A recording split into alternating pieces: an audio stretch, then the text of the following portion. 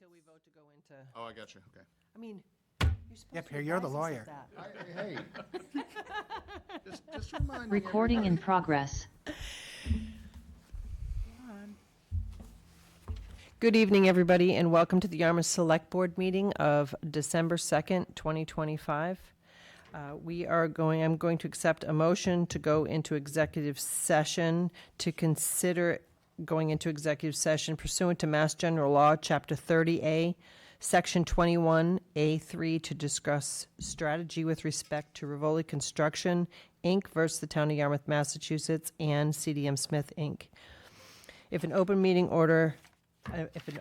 meeting may have a detrimental effect on litigation position of the public body, the chair can declare it eligible for executive session, and I do. So I will. Moved.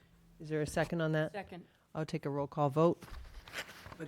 Dorcas McGurran, aye. Argo, aye. Post aye. We are going to go into executive session to return to public session approximately at 6 p.m. Thank you. Recording stopped. Walking stick. Never seen that before. Recording in progress.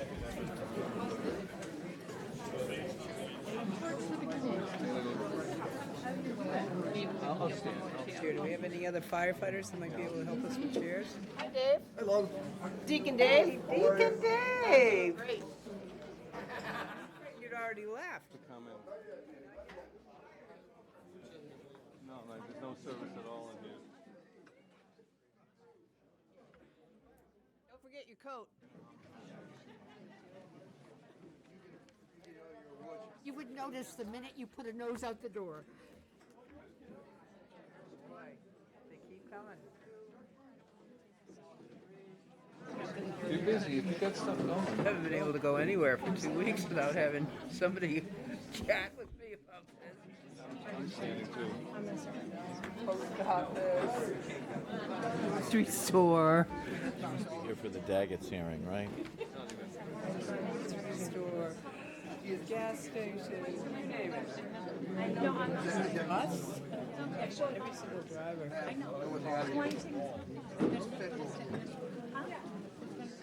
We do have the firefighters. Why don't we have the firefighters? Hey, Bob.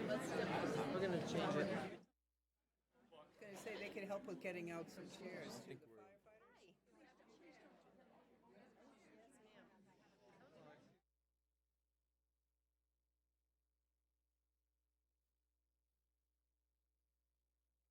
We're honoring firefighters tonight, and we're being in violation of our own town ordinance. Want to kick them out? They're liable to shut us right down. There's every firefighter. Fire department, In the town. we're exceeding, we have to Don't mind me. go another location. Hi, Mom.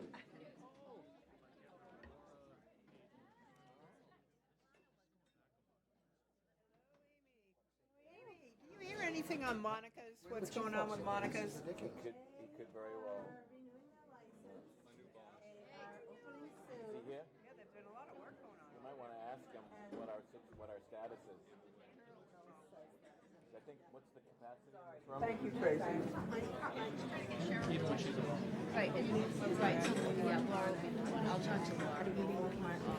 Good evening, everybody. If we could all just please try to come in. There's seats along the wall here if you want to grab a seat. There should be a seat for everybody so we can get started, please. Thank you all for coming tonight. We opened the meeting prior to our executive session, but we are going to begin with the Pledge of Allegiance. If you could all please stand and join me. I pledge allegiance to the flag of the United States of America and to the republic for which it stands, one nation, under God, indivisible, with liberty and justice for all. Thank you. It appears we're going to have a lengthy public comment, so we are going to take things out of order and allow our proclamations to come forward first. We have some recognition. Hi, Brad. Find a seat, sir. Okay. All right. I assume our chief? How are you? Good, how you Good evening. We're going to take it out of order. We're going to do the proclamations before we do public comment, if that's okay. So we're ready for you.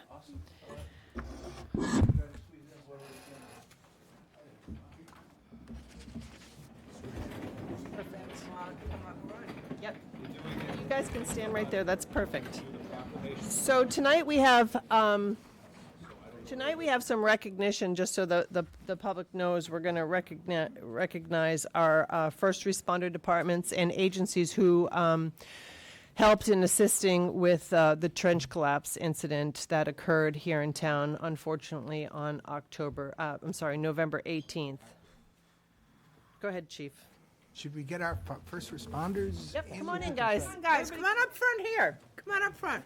Right up front. Yeah, right up front. Yeah, you guys are later. Yeah, well, Yes, sir. yeah.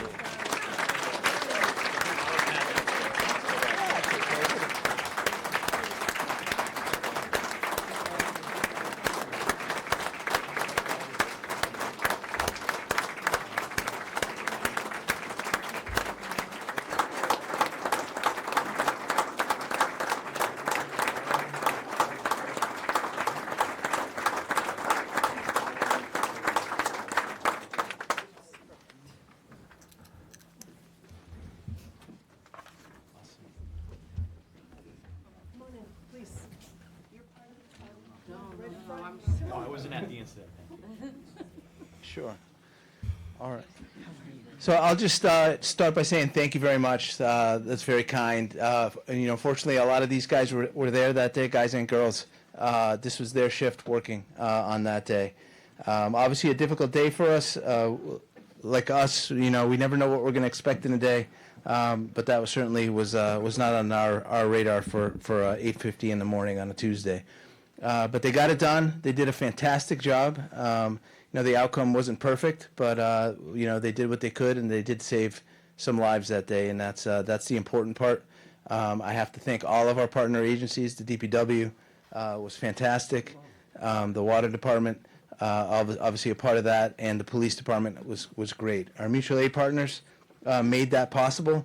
The Barnstable County Tech Rescue Team, the Plymouth County Tech Rescue Team, and all the other Cape Fire departments that covered our calls. The phone didn't stop ringing that day. The mutual aid partners did about 18 calls while we were dealing with that call in particular.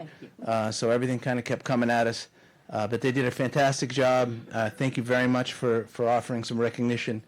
These guys and girls do a great job day in and day out, and I'm very proud of the work that they do, and so should all of you. Here, here.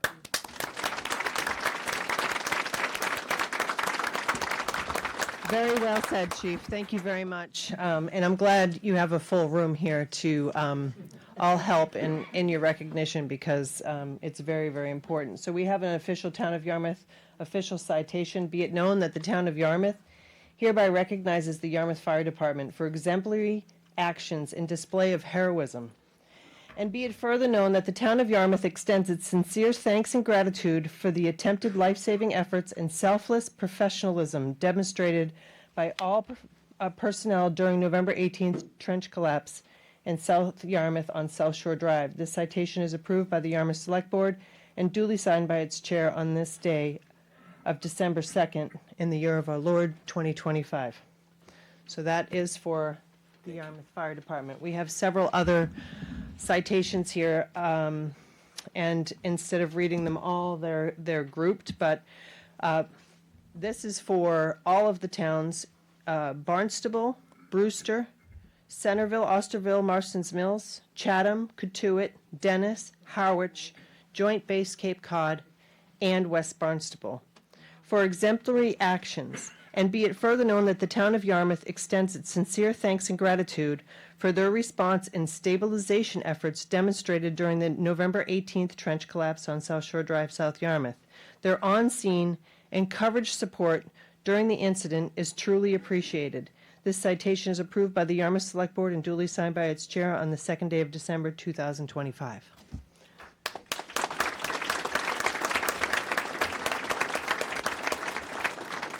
We also have a recognition here for the Barnstable County Technical Rescue Team and the Plymouth County Technical Rescue Team for its exemplary action, and be it further known that the town of Yarmouth extends its sincere thanks and gratitude for the response and technical expertise provided during the November 18th trench collapse on South Shore Drive, South Yarmouth. Their on-scene assistance in safely extricating the victim during the incident is truly appreciated. The citation is approved by the Yarmouth Select Board and duly signed by the chair on the second day of December 2025.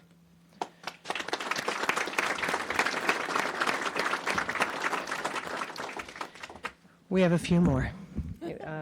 It takes a lot of people. It takes a lot of people. And you know, I just want to go back to talking about the term heroism. Really, it's not an understatement. There are a lot of people that go in the other direction when something happens, and you guys risk your own lives.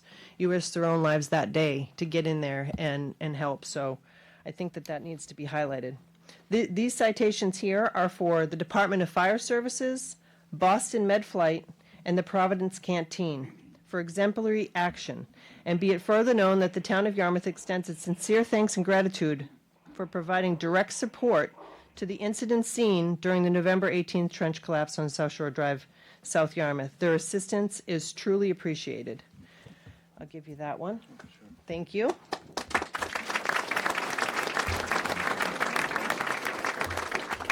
We also have others, and I don't want to short anybody who was there, but there were several agencies there that needs recognition, including the Massachusetts State Police Department, Barnstable County Sheriff's Office, OSHA.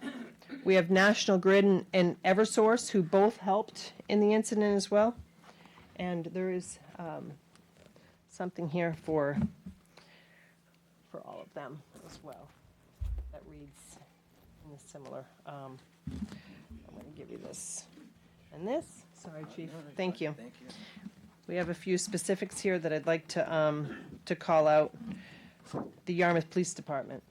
You know, our first responders, they don't act alone. Both the police and the fire department work together on these incidents, and sometimes it's the other way around, that it's a police issue with the fire department support, and in this case it was a fire issue with the police department supporting it. But we want to recognize also the police department for its exemplary actions, and be it further known that the town of Yarmouth extends its sincere thanks and gratitude for providing direct support to the incident scene during the November 18th trench collapse on South Shore Drive, South Yarmouth. Their assistance is truly appreciated. And I saw Chief there. Thank you so much.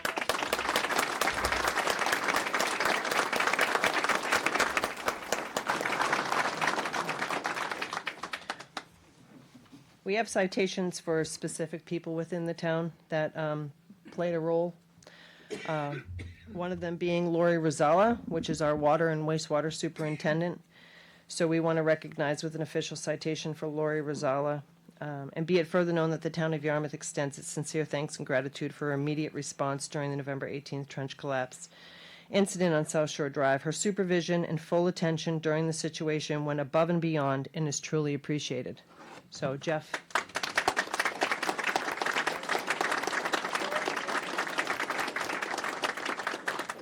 Oh, here we go. Come on in. Right here. Shy, come on in. Come on over. This is great. Great. So we have an official citation for Ryan Chase, the Assistant Water Superintendent, for your exemplary actions. And be it further known that the town of Yarmouth extends its sincere thanks and gratitude for your immediate response and attention during the November 18th trench collapse on South Shore Drive. Your assistance throughout the day was critical to the rescue operation and is truly appreciated.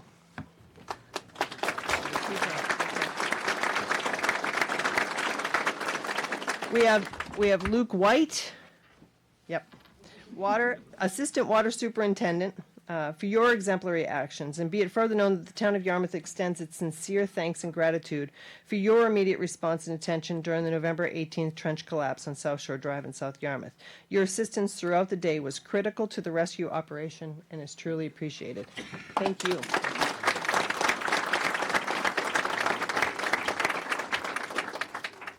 So these are all similar. But I'm going to read the specific names. So this is an official citation. Be it known that the town of Yarmouth hereby recognizes the following Town of Yarmouth DPW and Water Division employees. Paul Weatherby, Field Supervisor. Jeff Parker, Water Meter Cross Connect Technician. Jeff McWhortner, Water and Meter Connection Technician. Jonathan Moore, Water Service Technician, and Jackson Wood, Water Service Technician, for exemplary actions. And be it further known that the Town of Yarmouth extends its sincerest thanks and gratitude to these DPW workers for their support during the November 18th trench collapse on South Shore Drive in South Yarmouth. The provision of equipment and services was critical to the rescue operation and is truly appreciated. So, can I hand them to you? They're all there. Thank you. Thank you. Thank you all very much.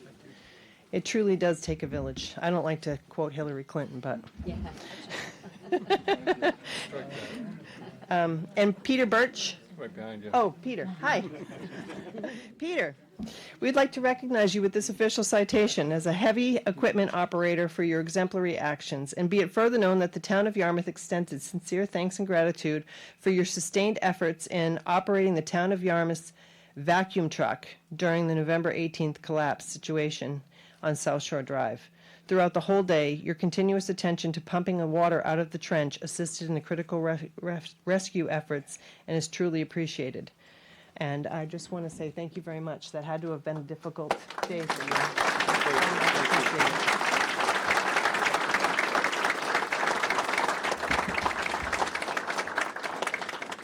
Okay, and we have two more and then two specific citations. Also, we have an official citation for the Town of Yarmouth hereby recognizes the DPW and Highway Division employees Chris Branch and Ed Nowers. They were just here. Oh, please. Thank you. Thank you very much. We'd like to recognize you for your exemplary action, and be it further known that the Town of Yarmouth extends its sincere thanks and gratitude to these DPW workers for their support during the November 18th trench collapse on South Shore Drive. The provision of support and services wherever needed was critical to the rescue operation and is truly appreciated. Sign on behalf of the board. Thank you both very much.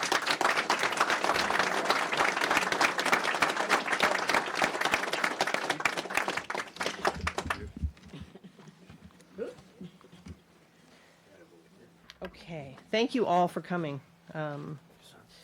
All right, so we have, Chief? Yes, Me again. All right, so we'll do Matt first. sure. Awesome. All right. Good evening. Tonight we're here to recognize a few members of the Yarmouth Fire Department. Although as a group our members rarely seek any recognition, most prefer to keep the focus on the team and the mission. But every so often individual contributions rise to a level where it's appropriate and important to acknowledge the difference one person can make. The recognitions tonight are both related to a fire incident on Astor Way in August of 2024. In the early morning of August 1st, the residents became aware of smoke and heat in their bedrooms. A young girl in the home opened a bedroom window, pushed out the screen, and climbed outside. She ran to her neighbor's house where they together called 911. In the last couple of years, Lieutenant Burst worked hard to get back into the schools, having conversations with young students and providing basic fire safety lessons, including opening a window, pushing out a screen, and climbing to safety, and making a call to 911. Last year, the young girl from Astor Way just happened to be in the back of the classroom learning a lesson that would save her life a few weeks later. Lieutenant Burst was named the 2025 Fire and Life Safety Educator of the Year at the Department of Fire Services 30th Annual Fire and Life Safety Education Conference.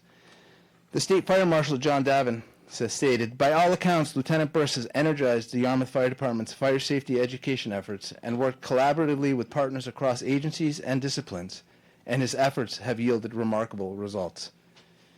Lieutenant Burst leads a team of fire service educators here in town, educating all our at-risk populations, and also serves on a regional youth fire setting, prevention, and intervention team that is setting the standard statewide. Congratulations to Lieutenant Burst. He was selected by a panel of his peers from the Fire Service and from the Fire Safety Division of the Department of Fire Services. Congratulations, Lieutenant.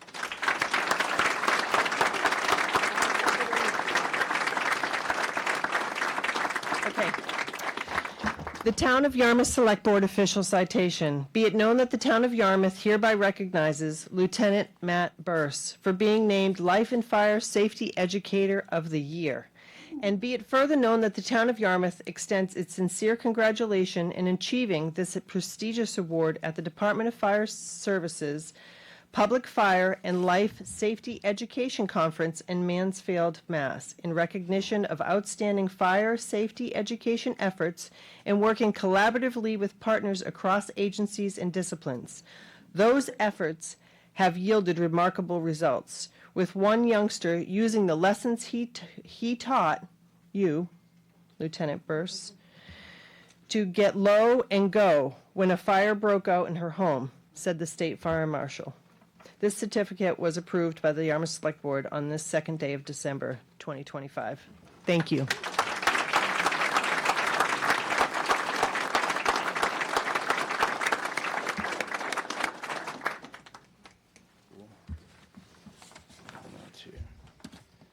So this, on the night of August 1st, all of the members of D-Shift that responded to that incident performed incredibly well.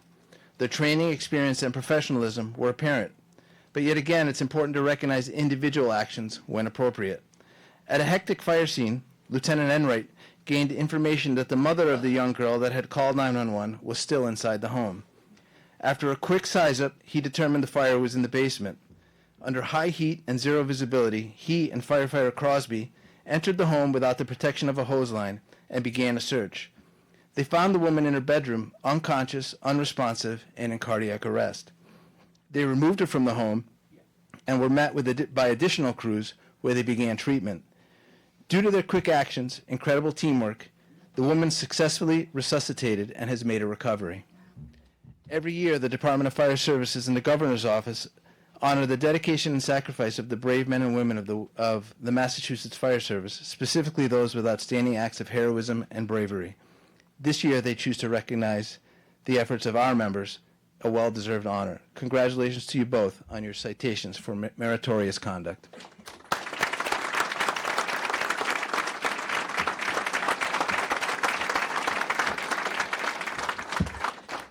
Thank you, Chief. The Town of Yarmouth Select Board official citation. Be it known that the Town of Yarmouth hereby recognizes Lieutenant EMT Kevin Enright and Firefighter EMT Robert Crosby Jr. for being awarded the 2025 Governor's Citation for Meritorious Conduct. And be it further known that the Town of Yarmouth extends its sincere congratulations in achieving this prestigious award at the annual Firefighter of the Year Award ceremony in Worcester, Mass. The award was presented by Governor Maura Healey in recognition of their life-saving actions during a search and rescue at an active fire on August 1st, 2024. The citation was approved by the Yarmouth Select Board on the second day of December 2025. Thank you guys very much.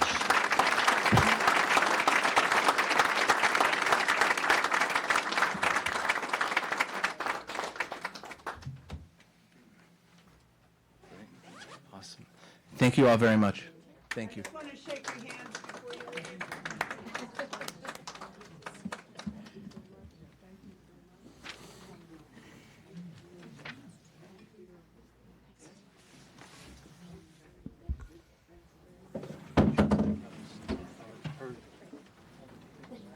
We'll talk. It's a fun day. Thank you. Thank you guys for me too.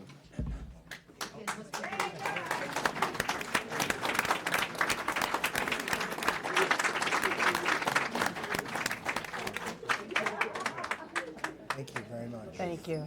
Congratulations. Aren't we lucky to have such wonderful people in Yarmouth? Thank you.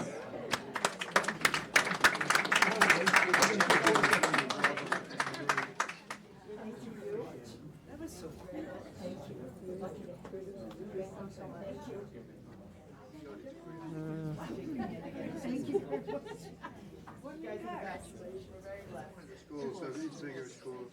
Go that way and I'll go this way.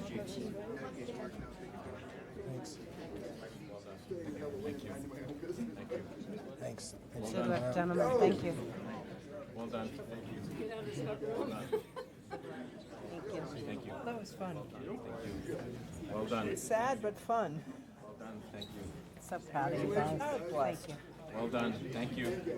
Well done. Thank you. Well done. Thank you. Good job. Thank you, Chief. Thanks, Chief. Nice work. Well done, Tracy. Wasn't easy. No. All right, sorry about my tongue twisting. Doing it so many Most times. fun part of a meeting. On there. Okay, so we're going to start with announcements. So, yes. Yep, 1 second, Maria. Just going to shut this door. You want to get it?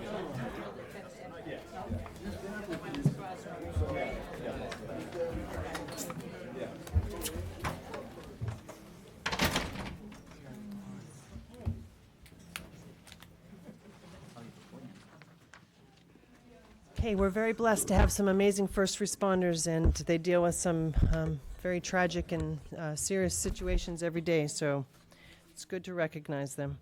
We are going to start with announcements, our 6 p.m. Item. Is there anybody who have any announcements this evening? No, ma'am. Bob, anybody? No? Okay, so we are going to go to public comment next.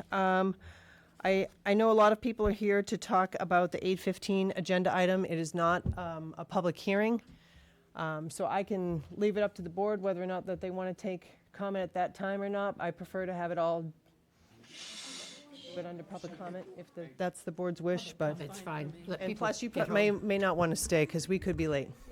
I'm sorry. That's not typical, just so you know. All right, so we're going to start with public comment. If you would like to come to the podium, I am going to request that it's only Yarmouth residents that speak. You state your name for the record and your precinct, please. Sure, absolutely.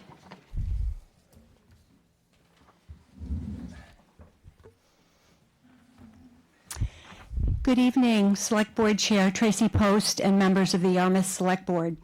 My name is Susan Gregory Davis, a Yarmouth resident, registered voter, homegrown in our town, and part of Yarmouth for Everyone, encouraging the Select Board to adopt the following resolution.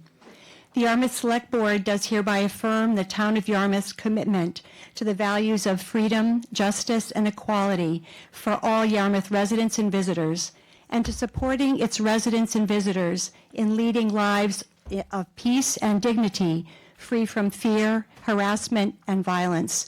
And to that end, further resolves that the Town of Yarmouth and its official and employees shall continue to comply with all applicable provisions of state and federal law, including the Massachusetts Constitution, which guarantees equal protection of the laws to all people, regardless of nationality, citizenship, or immigration status, and continue to protect the civil liberties, safety, and human rights of all Yarmouth residents and visitors, regardless of age, race, religion, ethnicity, ability, sexual and gender identity, marital or economic status, citizenship, and immigration status.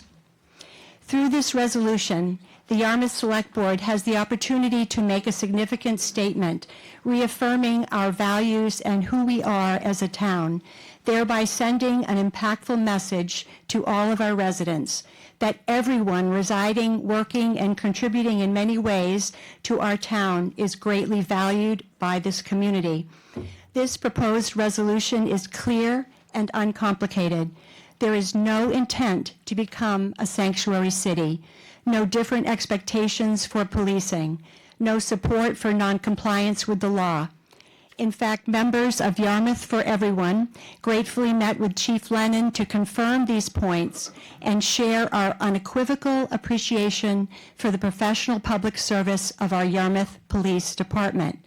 Rather, the purpose of this resolution is focused to reaffirm our town's commitment to the constitutional values of freedom, justice, equality, and equal protection of the laws to all people, values that are not new, yet in their virtue and integrity bear repeating, reaffirming, and indeed celebrating. If this resolution is simply a reaffirmation, why is it necessary? It is both necessary and critical because a significant number of our residents are currently living with a level of fear many of us cannot begin to imagine. Who are these neighbors living in fear, despite having resided here for years, decades, or longer, despite intentionally following legal paths to citizenship, often despite even being U.S. citizens? They are, for example, our healthcare professionals, hospitality workers, skilled tradespeople, house cleaners, public employees, those caring for our children and elders, often juggling multiple jobs, doing what many would choose never to do. And yet they live in fear of going to the grocery store, work, church, school, and of suddenly disappearing from their family, home, and community. Through immigrant support work in our area, I've had numerous conversations with neighbors living in daily fear of arrest for no other reason than the color of their skin. This is why we, as a local municipality, have the opportunity and responsibility to reaffirm that we care deeply about the well-being of all our residents and stand with them in support. We cannot relieve the fear completely, but we are called to do our part, extending our compassion and care to our neighbors right here in Yarmouth. The Barnstable Town Council unanimously approved this resolution. Likewise, it will be under consideration of the Dennis Select Board. Yarmouth, one of only 4 towns on the Cape that hasn't yet adopted such a resolution, has the opportunity to partner with our neighboring towns and to support our residences, businesses, and communities right here in Yarmouth.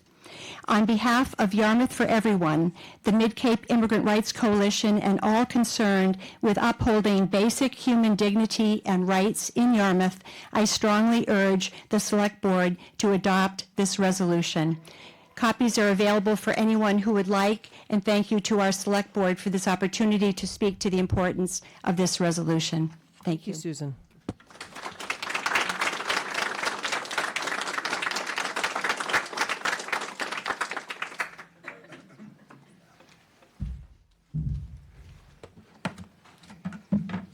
Hi, Cheryl. Hi, Cheryl Ball, West Yarmouth. Sorry, I don't know my precinct. I'm also here to talk about the resolution, and it's my understanding that this resolution was mainly brought forth by Mr. Bergeron, who is from Dennis and is one of the representatives of a group called the Cape Cod Coalition for Safe Communities. I think the name of that group is a little bit of an oxymoron because it should be called the Cape Cod Coalition for Unsafe Communities. In the resolution, we see words like freedom, justice, equality, but those are already principles that are covered by our Constitution. So it begs the question, why did Mr. Bergeron want to bring this forth to the town of Yarmouth for reaffirmation? And I think the answer lies in the fact that it's a Trojan horse. Inside of that resolution, there's the word visitor. And it's a linguistic word that I think is used to extend the protections that are offered to citizens, to illegal immigrants that are residing here in Yarmouth.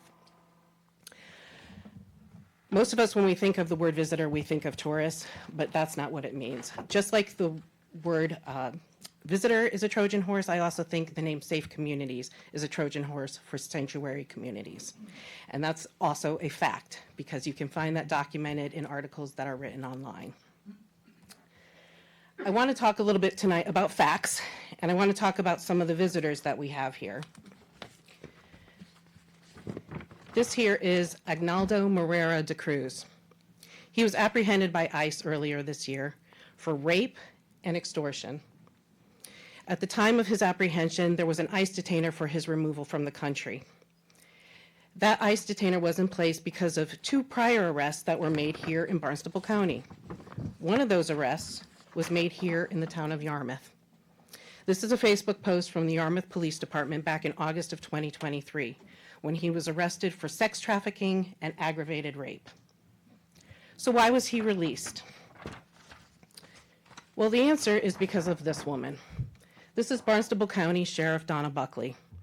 On her very first day in office, she decided to terminate the 287G agreement that was in place that would allow our local law enforcement to work cooperatively with ICE. On the day that she terminated that agreement, she was shadowed by 2 men. One of the men in this picture is Mr. Bergeron, applauding as that 287G agreement is terminated. We're not doing that.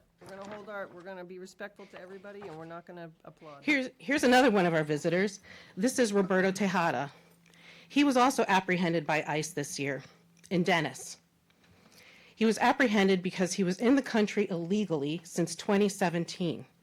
He entered the country illegally in 2017 as a felony because he had already been deported from the country in 2013. He was deported from the country in 2013 because he had committed vehicular assault in Nantucket in an incident where he ran into two bystanders and pinned a third in between a vehicle and his. Two of those bystanders had to be airlifted to a Boston hospital. On the day of the apprehension in Dennis, there was a 13-hour standoff for his apprehension. And that standoff was partially due to the fact that 20 activists decided to show up and interfere with the operation. Included among those activists was Mr. Bergeron. This article is about a whole group of visitors that we had here. This is about 18 Brazilian nationals who were arrested for gun trafficking in Massachusetts in March. These gun traffickers were part of an international gun trafficking gang. 5 of those gun traffickers were here on the Cape. 4 of them were here in Yarmouth. And one of them was in my neighborhood. This is the house in my neighborhood where he was living. It's one of those houses, I think a lot of us know what those houses look like. They have 5 to 14 cars parked in the driveway, constant turnover occupants. We have no idea who's living there. We can't talk to them because no one in those houses speaks English, and they're constantly changing. How safe do you think I feel knowing that I've got gun traffickers living in my neighborhood? Mr. Bergeron lives in East Dennis. He lives in a neighborhood of multi-million-dollar homes. How many of these houses do you think he sees from his front porch?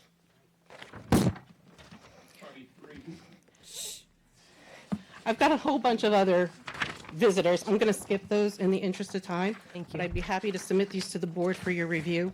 There are plenty of them. I didn't get all of them. You're not going to read about it in the Cape Cod Times. They don't cover articles like this.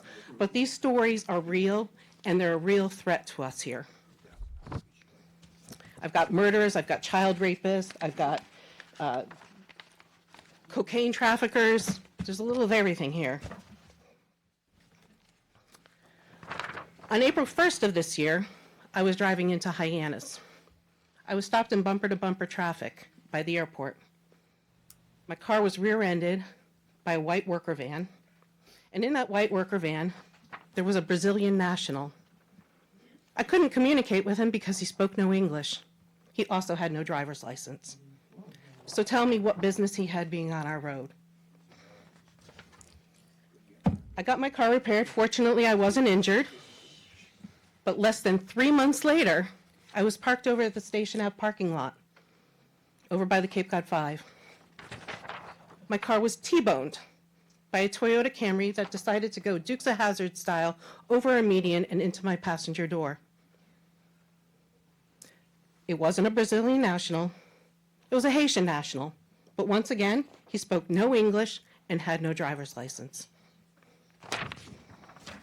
And I have here the accident report with all of that documented. How many of these people do we have living here in our country? We have absolutely no idea. How many are on our roads? We have absolutely no idea. All we know is that over 20 million people flooded into this country illegally. And our governor welcomed them here. She not only welcomed them here, she incentivized them. She set up Healy hotels for them. We had one right here in Yarmouth. We all remember it. They came here because they were incentivized to. They had everything paid for. Their shelter, their food, their transportation, their medical care, all paid for by us, the taxpayers. And now those people aren't in the Healy hotels anymore, so where are they? Well, they're pushed out into our neighborhoods. And they're still covered by our benefits because there's a home-based program. We have no idea how much is being spent on this home-based program because our Attorney General won't allow us to have an audit, even though 72% of us voted for it. So now we have a housing crisis, and we wonder why.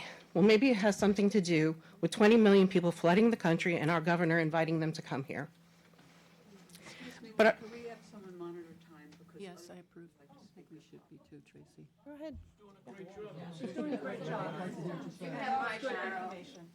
I'm almost done. That's rude.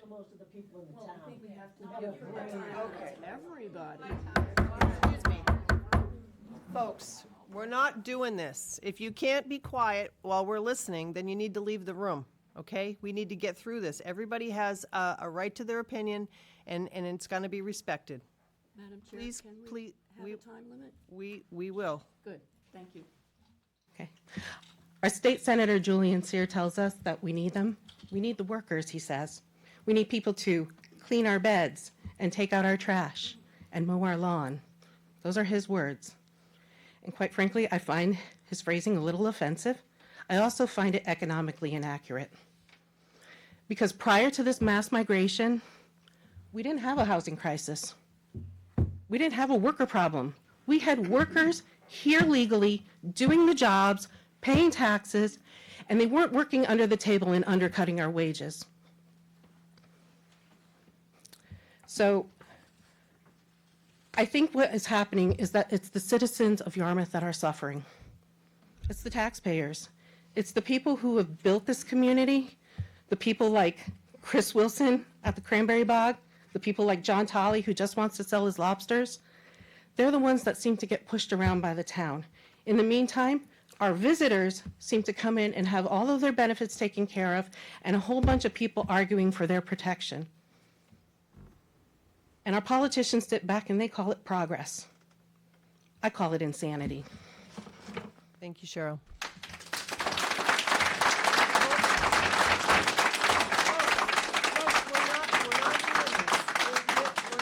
We're not going to be clapping. We're not doing that. We're going to listen to people and we're going to move on. Tom, go ahead. You have 5 minutes. Thank you. I'll make it less than that. Thank you. Tom Sullivan, West Yarmouth, taxpayer, resident down here over 60 years. Questions on this? I don't like the wording in regards to the resolution in regards to immigrant status under the state constitution. State has no control over immigrant status. Immigrant status is federal and federal only.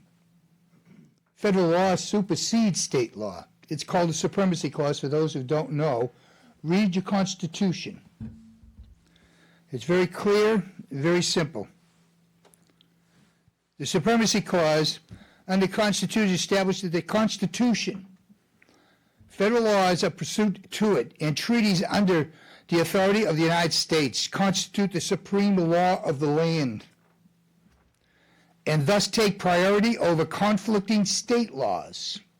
That will include your marijuana law in Massachusetts that our governor illegally approved. Okay? It provides the state courts are bound in state constitutions subordinate to the supreme law of the land, the Constitution. The wording on this, where it says the state constitution and the immigration status, both, I question whether that's legal. Has the town attorney looked at this, Mr. Town Administrator? Has the town attorney reviewed this? This is Yeah, we public comment, can't- we well, don't comment. I don't believe he has yet, but I would suggest not putting this on a table. Have him review it. He's probably going to say it's illegal. it's As far as everything else goes in this, we're already covered under the 1965 Civil Rights Act. That goes back to that. All right? So I don't see where anything else is irrelevant except for the immigration.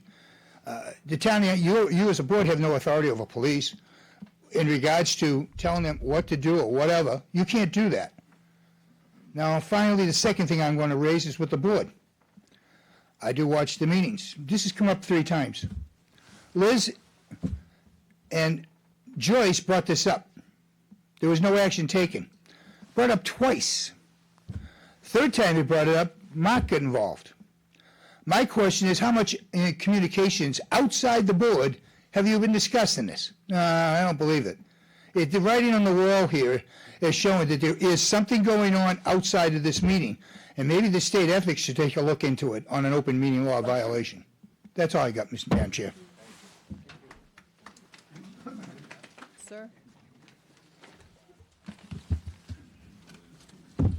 Hello, Hi.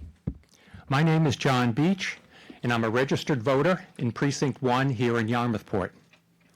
I've been a homeowner in Yarmouthport since 1979 and am the proud parent of 2 DY graduates. I'm also a former employee of the DY School District as a school psychologist and later as a consultant to the system. So I guess I have a stake in this community. But I also have a stake in this resolution, and it comes from at least 2 sources. First, though, I want to state that the resolution, while the first 2 speakers have zeroed in on its possible impact on immigrants, it also names a number of other marginalized groups, those with different gender identities, those of different abilities, those of different races. So we really need to appreciate this in that broader context. And considering that broader context, for me, first, as a co-founder of a nonprofit that works with individuals with various disabilities, including many individuals from Yarmouth, I have had my eyes opened to their experiences of being bullied, discriminated against, and judged as unable. As a community, we still have a lot to do if we feel that they deserve something better than that. Second, our home for the past 46 years suffered a serious fire last spring. And despite the valiant efforts of the Yarmouth Police and Fire Departments, it's left our house uninhabitable for at least a year. However, we have been heartened by the remarkably diverse, and I underline diverse, workforce that our contractor has employed to rehabilitate our house at this time where we were suffering so much vulnerability and need. They were there for us. Without their work ethic, construction skills, and encouraging words, I'm not sure where we would be right now, but we're in a better place. Some may say this resolution before you tonight is redundant and unnecessary. I choose to disagree. Research suggests that one must encounter a message 7 times before one is motivated to take action. Endorsement of this resolution is one step in taking its message of dignity and respect for all from lip service to intentional behaviors. Thank you, Mr. Beach. Sorry about your house. I said I'm sorry to hear about your house. Hi, I'm Jody Canali. I'm Precinct 8. I'm a kind of a newbie to the town. I married into it a couple years ago. We won't hold that again. And we're not having kids. But anyway, so when I read this, I took it from the standpoint of what was a visitor. And I looked at the United States rule is that somebody who is lawfully here, whether it's me, it's you, it's anyone that hasn't done their taxes, hasn't done their car, whatever, it's all of that. And I think that that's very important for us to stress, is that none of us would get away with some of these things. If we think about the paperwork we have to do just to get health insurance, get it covered, get it paid for, immigrants, people who come to the country to move, they show up at the border, they're illegal, they fill out the paperwork, they have to prove who they are, they have all these steps to go through in order to do it. And if they do that, then if they don't have the paperwork with them, they have 30 days. So there are steps to be lawful and do it. I think that the immigrant status shouldn't matter if they've come in correctly and everything. I think that somebody who has not followed the rules should not be allowed in. I think that part of my thing is that part of the for them to be sheltered, there's things they have to show that they're a resident, their income, their reason for shelter. They have to prove their entity, their family relationship, their citizenship, their immigration status. They have to give financial information, and they have to commit to a criminal Corey check. I don't know if that's done. And that bothers me because I've been, had trouble with a neighbor who looked in my windows, did everything. I think that a Corey check is the most important thing to me. And this is, when we talk about this, somebody not giving up their immigrant status has nothing to do with, if they're illegal, they're illegal. They're not an immigrant. They are doing things and they're avoiding the system. When my kids were in high school, I would always pull the sex offender list. There were family members who my kids knew who were on that list. I looked 6 months ago. There was somebody with logos from 2 of the big package delivery places in town. Yes, I called them to ask them if those people would be in my neighborhood because I fear for me, I fear for my neighbors. It doesn't matter who you are, if you're illegal and you're not following the rules, I think that matters. I think that we've all seen horrific things in our life. You know, the terrorists, we've seen mass shootings. If we don't stand together with our federal and our state laws, we have nothing. Because the federal laws would have stopped 90% of the mass shootings. They're not allowed on schools. They're not allowed this. Those people purposely misled. So if we're telling our towns and our representatives to not communicate with the federals, we're not going to be protected. We all have plans. We fill out our paperwork to get Social Security, to get assistance. Everyone needs to know the assistance is there for them, but it has to be done correctly. Thank you. Thank you, Jody. Good evening. Hi. Good evening, fellow residents and supporters of Yarmouth. My name is Leslie Dealey, and I'm here before you in support of the Yarmouth resolution. Are you a Yarmouth resident, ma'am? Yes, I am. Okay. I'm sorry, Madam Chair. Okay, I'm here in support If the of... speaker could move the microphone just a little bit nearer, I think we'd be able to hear you better. Thank you. Okay. I'm a resident of Yarmouth who has lived here during the past 25 years. I'm a recently retired clinical social worker who has worked part-time treating psychotherapy clients through telehealth for my Yarmouth residents. I have also been an active volunteer in the Yarmouth community at Beta Sound, an organization focusing on helping the elderly age in place, and the Yarmouth Food Pantry, the Salvation Army Free Lunch Program, and other volunteer locations. I have enjoyed the beauty and the peace and safety of living in the community in Yarmouth. Currently, I am a member at MCIRC, the Mid-Cape Immigrant Resolution Coalition, seeking to provide resources and assistance to our immigrant residents in the face of local ICE invasions, kidnappings, and deportations. I am also a member of the Dennis Union Church Racial Justice Group, seeking to raise awareness and counteract racial discrimination in the Yarmouth community. I would like to start my statement supporting the Yarmouth resolution with some well-loved, familiar, and respected words. We, the people of these United States, in order to create a more perfect union, establish justice, ensure domestic tranquility, provide for the common defense, promote the general welfare, and secure the blessings of liberty to ourselves and our posterity, do ordain and establish the Constitution for the United States of America. As such, we hold these truths to be self-evident, that all men, and now women, are created equal and are endowed by their Creator with certain inalienable rights, that among these are life, liberty, and the pursuit of happiness. During the past 10 months, during the current administration, the climate across the nation, and indeed in our wonderful previously safe community, has changed. As a result, there is a directive from the executive branch ordering the aggressive and at times violent invasions of immigrant homes, resulting in terrorizing and physically abusing both legal and illegal immigrants and separating them from their families. This has created a climate of fear and chaos among the immigrants, leading to the unlawful kidnapping and imprisonment of these predominantly hardworking, family-oriented individuals, who should by law be presumed innocent until proven guilty. ICE agents wearing masks so as to be unidentifiable and to terrorize these unsuspecting, often poorly paid contributors to our community, break into their homes, drag them out of church, school, and their places of employment, often in the middle of night, leaving their children abandoned and terrified.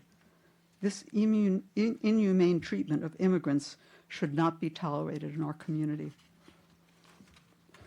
I entreat our residents to stand up and support the Yarmouth Resolution, which reaffirms the rights of all Yarmouth residents and to restore peace and justice in our community. Thank you for hearing my plea for humane treatment of all who visit, work, or reside in Yarmouth. Thank you, Leslie. Thank you. Hello, my name is Chris Morin. I live at 320 Wood Road in Yarmouth. South Yarmouth. I'm speaking tonight on the behalf of the chairperson of the Human Rights Advisory Commission, Jean Morrison. The Barnstable County Human Rights Advisory Commission works across all Cape Cod to promote inclusion, equal opportunity, and ensure access to resources to all persons living, residing, working, and visiting Barnstable County. We stand in solidarity with our towns to denounce violent and hateful acts against others and all forms of discrimination. We advocate for the rights and dignity of all in our communities, and we provide the community with a platform to share and address human rights needs. The Commission also identifies trends that raise concern and help communities across Cape Cod to address those concerns by providing support and resources regardless of demographic identities. We help by connecting people to local and state agencies that offer solutions and resolutions within their scope of services to embrace, strengthen, and build unity between the rich diversity of people on Cape Cod. We conduct educational programs on human rights issues, host speakers from local organizations, and share information about their work in the community, celebrate achievements, give public presentations, and exhibit at community events. Community education serves both to promote mutual understanding, collaboration between people. The Barnstable County Human Rights Advisory Commission firmly believes that Cape Cod is for everyone. We support everyone's equal right to live, work, study, worship, and play here freely and safely on our beautiful shores. We therefore agree that Yarmouth is also for everyone. We support the town's Yarmouth's commitment to values of freedom, justice, and equality for all Yarmouth residents, businesses, and visitors. We ask on behalf of the Barnstable County Human Rights Advisory Commission to vote to pass this resolution reaffirming and supporting the civil liberties, safety, and human rights of all Yarmouth residents and visitors. Along with towns of Barnstable and Dennis, this is a step in the right direction to collectively reaffirm commitment to respect all residents, workers, and visitors, and keep Cod safe and a welcoming place. Thank you. Mr. Wolf?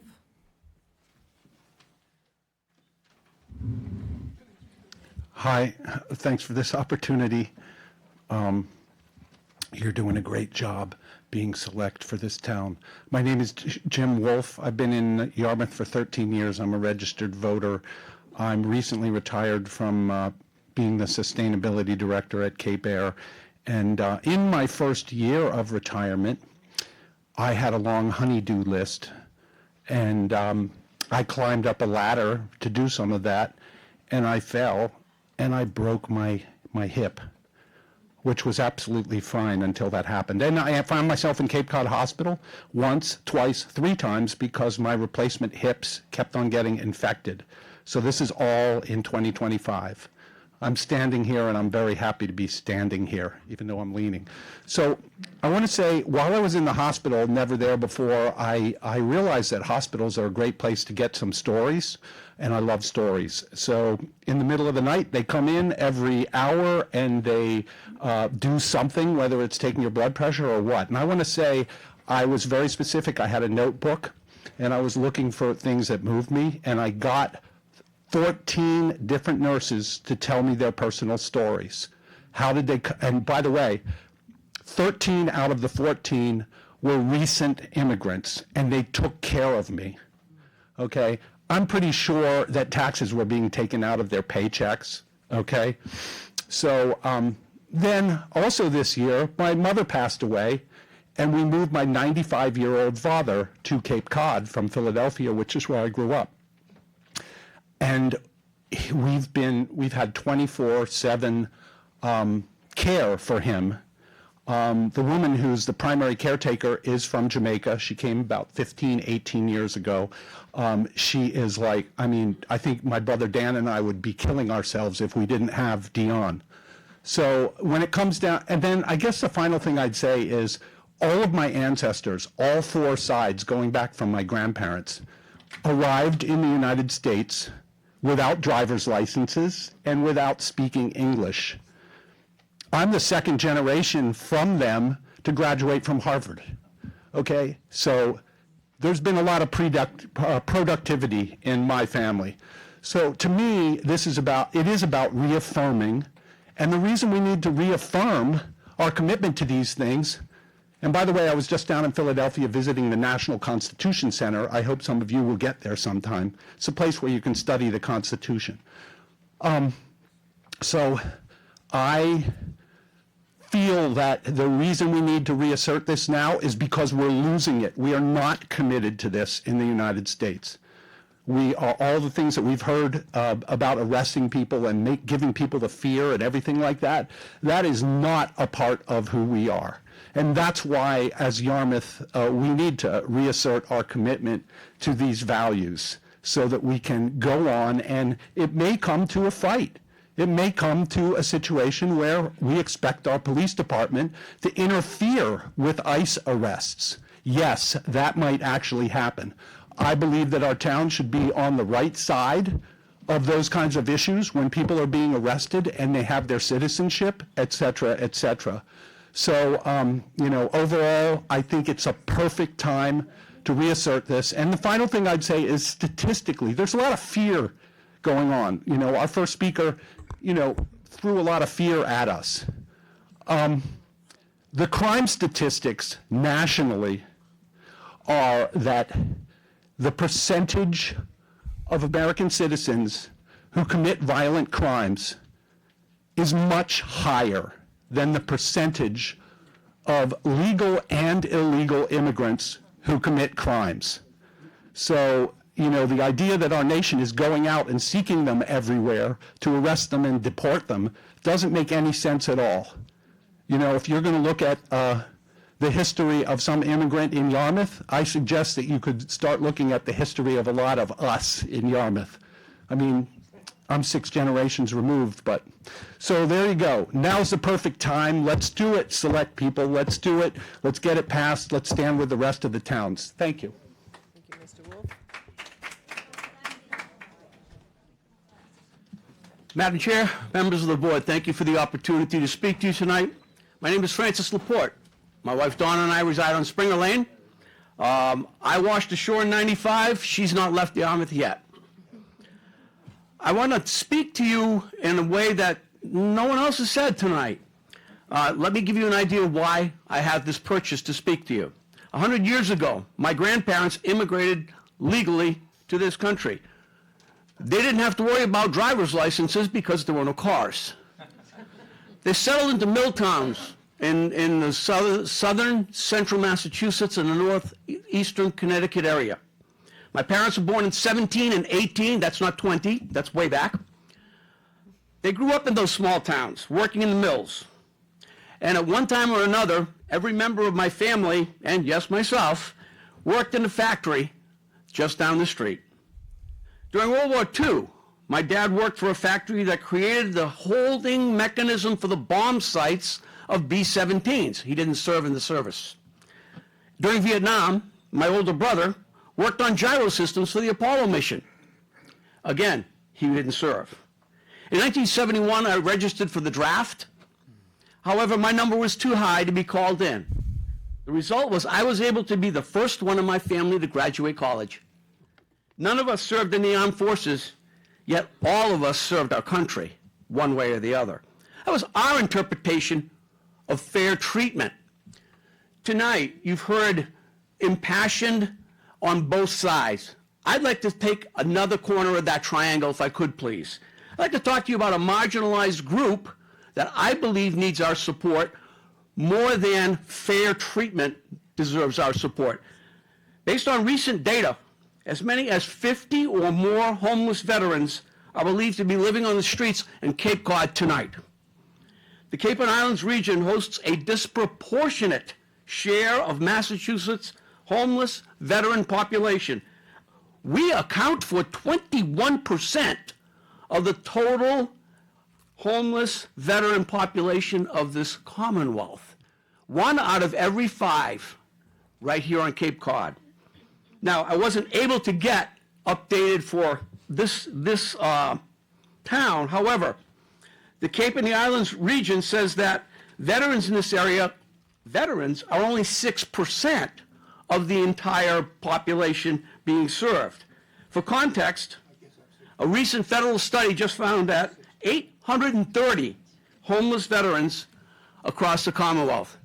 Do you see where I'm coming from now? I don't have numbers for Yarmouth. Yarmouth is part of the District Veterans Services Office, serving the 15 towns here on Cape Cod, with a total veteran population more than 25,000. Although no one in my immediate family served in the military, I have the highest respect and admiration for members of my extended family, my friends, members of my church who have served, and some who are serving right now. It's my strongest recommendation that we first care for those veterans presently in our community. They deserve the treatment first before others. Thank you for your time.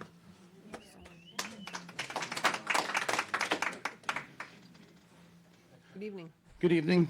My name is William Kerwin.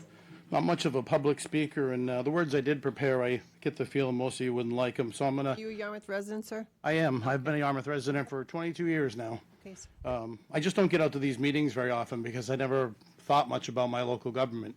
Well, It was glad you're about 5 years ago, actually, when I started paying attention. My 13-year-old looked at me and said, "Dad, can I get top surgery?" And that got my attention. So, without jumping around, because a lot of you have covered some of the things that I wanted to speak about, but one of the things that I brought with me was a copy of the resolution that Barnstable did, because I figured the out-of-towners would lead with the same words. And then because I do IT for a living, I said, well, let me cheat and I'll just run this through ChatGPT. And I said, ChatGPT, find me where it says that in the laws that we already had. So here it is in the U.S. Constitution, here it is in the Massachusetts Constitution, here it is in the Massachusetts Civil Rights Act. I could go on and on and on, but that's rather boring.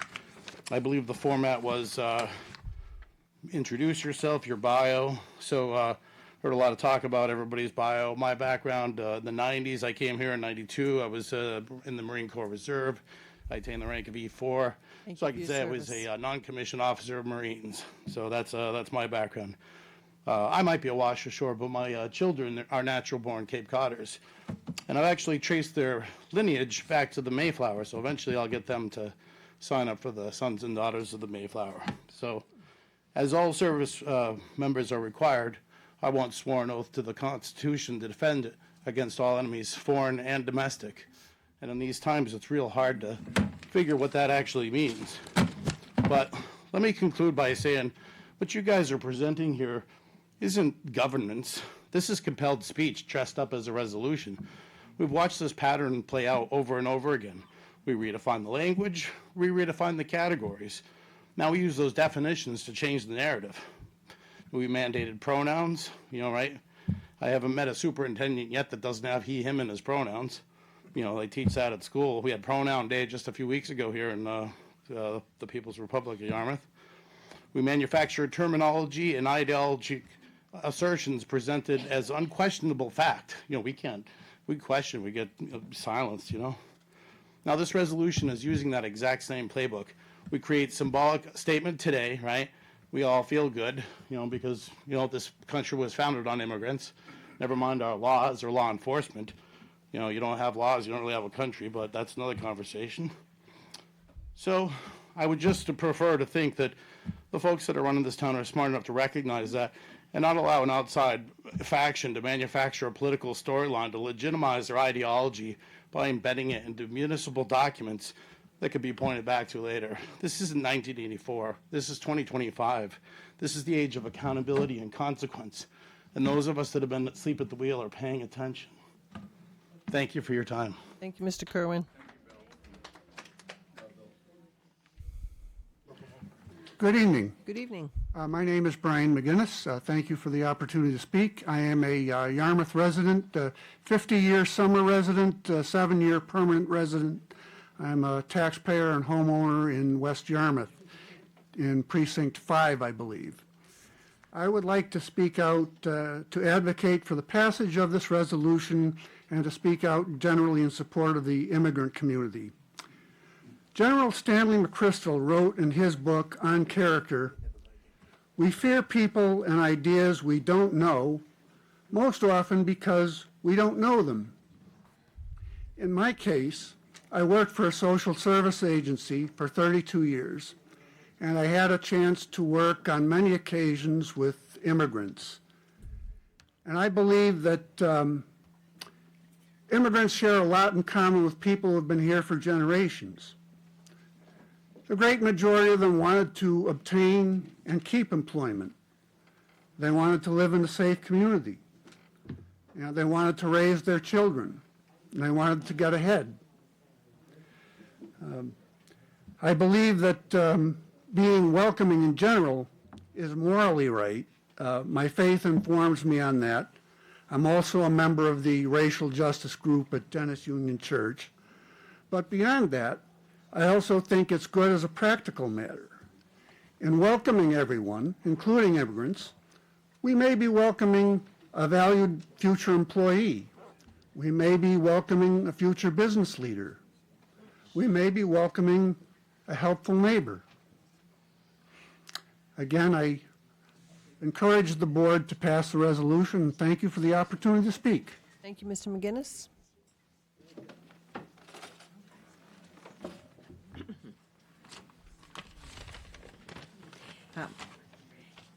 Good evening. My name is Mary Jane Beach. Since 1979, I've lived on Winter Street in Yarmouthport, and that's Precinct 1. I think you heard my husband John a few earlier in this evening, but I'd like to highlight that my two children graduated from DY schools and did really well. They had a great education. I am a child and family therapist, and I've served many students and their families who live in town and across the Cape. I've collaborated with this district and others on the Cape and with the county on grants and staff training. I am also here in my capacity as the Yarmouth liaison to the Barnstable County Human Rights Advisory Commission, and I was interviewed by Select Board member Doris McGurk when I applied, and was appointed, I think, when Mark Forrest was chair. Is that right? Mark Forrest was chair of the Select Board. I didn't go back to count how many years ago that was. But thank you both for easing me into this process. In the capacity of the liaison, I have also met with Chief Kevin Lennon twice, initially to introduce myself and most recently to share the proposed resolution with him as presented by Susan Gregory Davis. We wanted to hear his perspectives and reaffirm that the resolution supports and encourages the professional practices of Yarmouth Police. Both meetings, along with the discussion of the Yarmouth Police Department website, immigration frequently asked questions, I found those very informative. And I've also learned through this process about separating politics and personal opinions from the law. I've been reassured this proposed resolution is solely based on the law, and Chief Lennon went through what he and the other police chiefs have done in the legal counsel they've had. Through the County Human Rights Commission and my more than 50-year counseling career, I'm also very aware of the painful impact discrimination, assault, and harassment has on successful learning, community engagement, and ability to work and thrive in a community. Unfortunately, this happens on the Cape and in our town. Everyone deserves to be protected from harassment, and criminals deserve to be caught, and I don't think anyone here would disagree with that. Adoption of this proposed resolution is important for our community. We deserve to live with peace, dignity, freedom from fear, harassment, and violence. This is a basic human right, and I think all of us in this room wish for our children, friends, and relatives those benefits, I guess. The town's website highlights, you'll find it all in Yarmouth, Cape Cod within reach. When we were thinking of a name for this group, the slogan Yarmouth for All came up. And then another member of the group drew a logo with a heart and put Yarmouth in the middle of the Cape. And I thought, I've envisioned that as a nice slogan, Yarmouth for All at the heart of the Cape. And I imagine that concept might benefit tourism as well. Thank you. We spend thousands of dollars on consultants to try to come up with these logos. So it just yeah, I know that. That's great. It's actually great. I love it. Any other questions? Thank you, Mary Jane. Good evening. My name is Reverend John Gregory Davis. I'm a retired pastor currently living in South Yarmouth. To begin with a bit of humor and also a fact check, prior to coming here tonight, I thought I was married to Susan, the one who presented, but hearing that this resolution came from Wayne, I guess we have a relationship. I didn't know about Wayne. We've only met tonight. But so just to be clear, this was not presented by someone from outside of this town. This is homegrown in this town. There may be others from outside who care about it, but this has come from this town. It is about this town. And to be clear, much of the objections that have been raised, they may be legitimate, they may deserve consideration, but they're not about this resolution. This resolution is so clear in that it does not make Yarmouth a sanctuary city. It does not change the way the laws will be enforced. It does not forbid the police from working with ICE. It doesn't do any of those things. What it does do is to say, we are a community. We are not a gated community. We're not a community where you have to meet certain criteria to come in. We're a community that welcomes everyone by virtue of who they are as a person. Now, if you want to say, well, I'm not sure I'm comfortable with immigrants, for example, being innocent until proven guilty, I would ask you also to read the Constitution. The truth is, of course, there can be people who outside of this country coming in who do terrible things. Of course there can be. They are a minority, which is significant.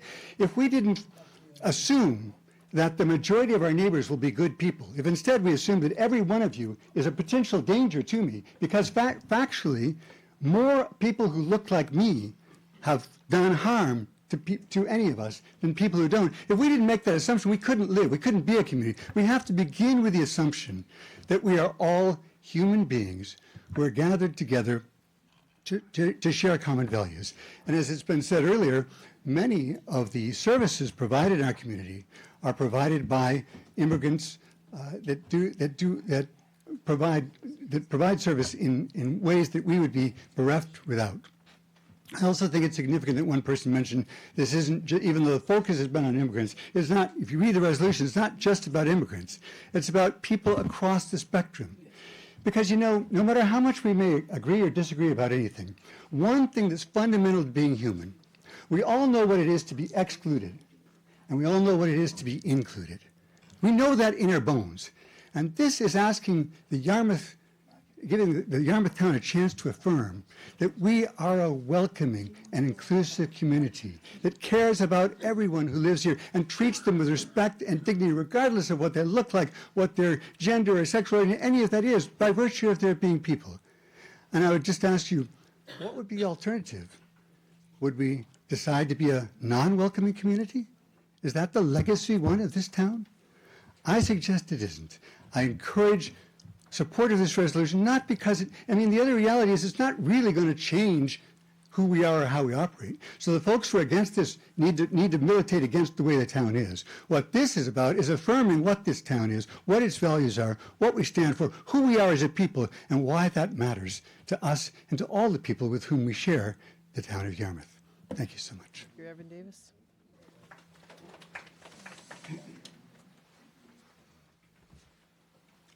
I'm Lisa Standish. I live on 80 Country Club Drive in South Yarmouth. I have 2 grandchildren. Well, I have 5, but 2 of them graduated from the United States Naval Academy in Annapolis. And my grandson, Spencer, is a captain in the Marines.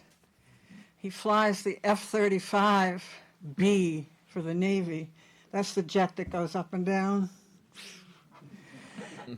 And my granddaughter, Mimi, is cybersecurity. She's down in Jacksonville, Florida, and she manages a team of 18 pilots that go out and gather information. They're spies.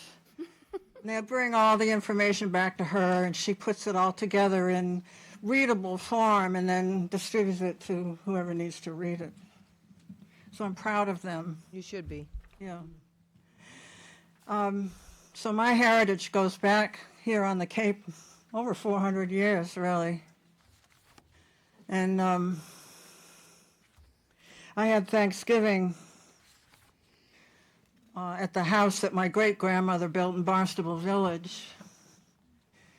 And I figured that that's a tradition that's been going on there, that house, for over 100 years. Because she built that house, and then it went to my grandfather.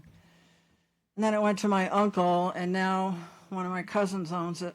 And every year, and the way the family has grown exponentially, I mean, it used to just be a small group, but man, now a lot of us. There were 36 this year. You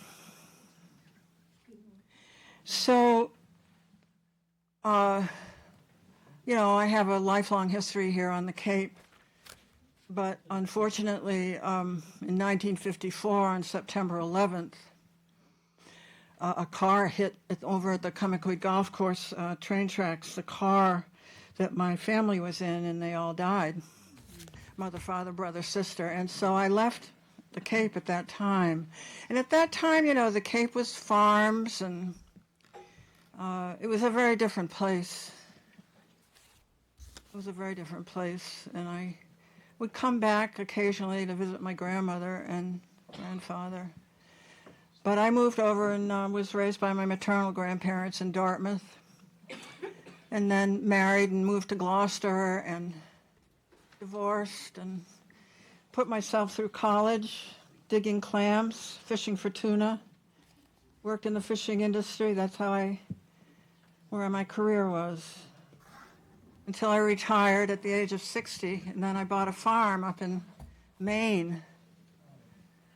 And I ran a bed and breakfast and had animals and did all kinds of things. And I moved back to the Cape a few years ago.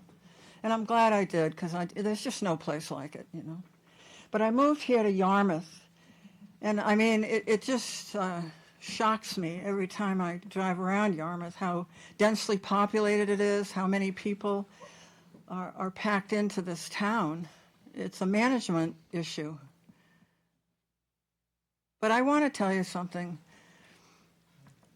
I know what it feels like to need support. I know what it feels like to need support. And I also know that right now, brown-colored skinned people need support. I know that. I see them all the time, and they need our support, and they have mine. Thank you, Mrs. Standish. Hi, my name is Frank McKenzie. I'm a voter in Yarmouth. And, you know, I came here a couple of days ago. Pull the microphone up just a little. Thank you. With all different heights. I came here yesterday, and I think you guys were down here. It was a little dark. I wanted to know what you were up to, you know, to be honest. It wasn't us. We weren't here yesterday. One of yous were, but that's okay. Okay. All right. To me. I don't want to split hairs. I'll get right to the point. That was me. We work hard. That was a department head meeting. Got a nice jacket, and I know you're a hard worker. I recognize you. I recognize the jacket. But anyway, you know, I hear the word fear, you know, and if you're being honest, you're not going to be afraid. And if you're being dishonest, you can share it with another person, okay? Now, my first language was Italian, okay? And I grew up in an Irish neighborhood. They were a little tough. We fought, okay? I got picked on a little bit, okay? But I'm still friends with those kids today. We got no special treatment, okay? I love immigrants. I like some of them more than Americans because I'm from Italian descent. But I still think we should do things legally, or otherwise you're going to lose your freaking country, okay? And it's a slippery slope. There's false compassion and there's true compassion. And spiritual principles will solve all your problems, not just a couple of them. I asked, who was the governor? Governor Baker before? I asked him that question. He says, Frank, can I answer both? I says, no, you can't. Either you're for truth or you're not. You know, get some spiritual, you know what I mean? You know, get some courage. So, you know, I've had Brazilians in my house. I've worked with them. I've coached. I've been on soccer fields since my kid's been 5. My son played professionally in Brazil. He lived with families there. You know, and on the last day he was there, okay, he was late on the plane. They were going to put him in jail. Okay, they went through all his bags. I know we don't do that here, okay, but if they do that here, why aren't we protecting our own people? Okay, I'm going to leave it with this. I was having a hard time in my 20s, and I was talking to my dad, and he says, you know, we were under occupation by the Nazis. And he says, I had to shine the shoes of the Germans to feed my family. We were starving. He says, people don't know what they have here. If they're not careful, they'll lose it. So you guys, please be honest and don't take any payoffs from those creeps behind the scenes. Thank you.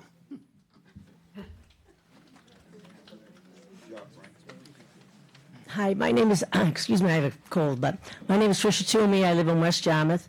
I've been here for 4 years, going on 5. I retired down here.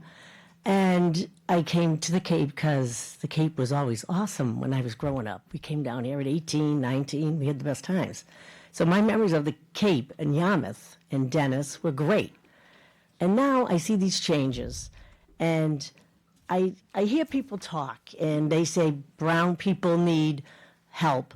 That's the most racist comment you could ever make. Not brown people only. A lot of people need help. A lot of people need help. The times have been tough. And when you hear, like, everybody's talking about immigration, we're all for immigration. We all came from immigrants. We're not for illegal immigration. That is the difference that people seem to forget. I see your little badges. I stand with immigration. It's illegal immigration and the toll it takes on your school systems, on the tax people, on everything. The new people coming in, it seems like they don't want to assimilate. They don't want to learn the language. They don't, they stay in their groups, which is kind of probably how all of them were back in the day. But our grandparents didn't get help. They had to go out and work, and they had to find jobs, and they had to work their fannies off. These people are getting everything handed to them. So much money. I know you can see, you know it because you just look down, and that's a sign that you know it's true. They get so much given to them for free. They're getting housing from Governor Haley. Now they got moved out of their hotels, and now they're all getting free housing. I'd love to have free housing for 2 years, wouldn't you? Who else has a mortgage? Would they like free housing? I would love it. But we don't have it, and we don't ask for it. And it's getting out of control, and the state is out of control. And I see Barnstable okayed this, but I notice this gentleman doesn't have it. Does he have it in Dennis, where he lives? I hope so, because that's where he should have started. Like, you don't bring it to other people. We don't want it here. I don't want it. This town, it's like, I drive down 28, and I'm like, what do they have to offer? Nothing. They take away stores, all the cute little stores are gone, everything's gone. And they're building these high-rises and big condos, and they want another condo unit right there where the laundromat was. I'm like, what, how many condos do you want? It's like the Cape is losing its charm, and it's because of people who run the towns like you people. I'm sorry.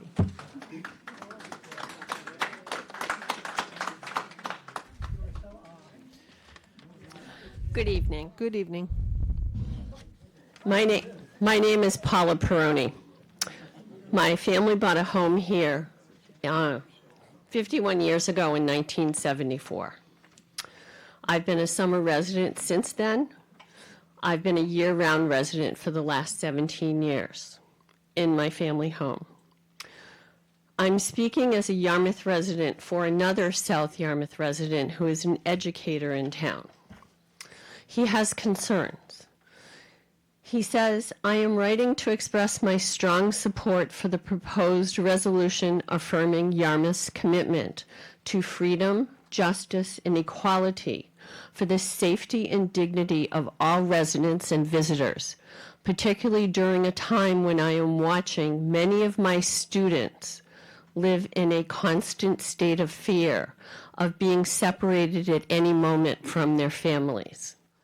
This resolution reflects the best of our community's values by reaffirming compliance with the Massachusetts Constitution and federal law, and by explicitly protecting the civil liberties and human rights of all people, regardless of age, race, religion, ethnicity, ability, sexual or gender identity, marital or economic status, and immigration status. The town of Yarmouth can demonstrate principled leadership and a clear dedication to ensuring that everyone can live and work and visit here free from fear, harassment, or violence. In a time when many communities across the country feel increasingly vulnerable, a statement like this is more than symbolic. It is a practical affirmation that Yarmouth stands with its residents and visitors, and that the town will uphold the rights and dignity of all who call this place home or who come to enjoy it. He also writes, "Thank you for considering this resolution and your ongoing service to our community. I urge you to adopt this resolution as written." His name is John Banani. Thank you, Ms. Bruni. Good evening. Good evening. My name is Mark Omerser. I live in South Yarmouth. Been a resident here for over 20 years. I've raised 2 sons and currently 3 grandsons here on the Cape. I'm here to speak against not necessarily the resolution, but specifically as it pertains to immigration status. I've heard a lot of words here tonight about community,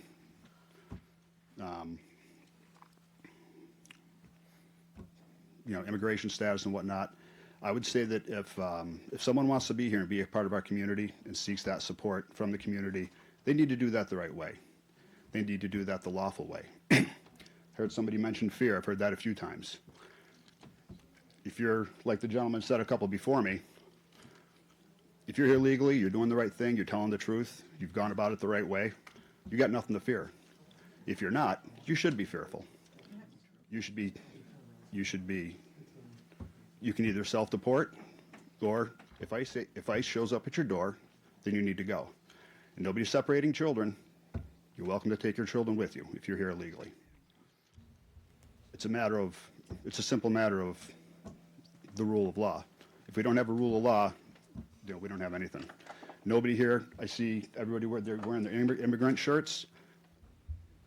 Nobody has a problem here with legal immigrants. Another gentleman said, I think before me, sometimes I have more respect for people that are here that went through the process to get here. I was blessed enough to be born here. I've served in 2 branches of the military. I've been on 4 deployments. I've worked with openly gay people, people from all backgrounds, rich, poor, doesn't matter what color their skin were. I've worked with immigrants, that people have come here, immigrated, and served in the military. So this isn't about race. This isn't about trying to discriminate against anybody. This is simply about the rule of law.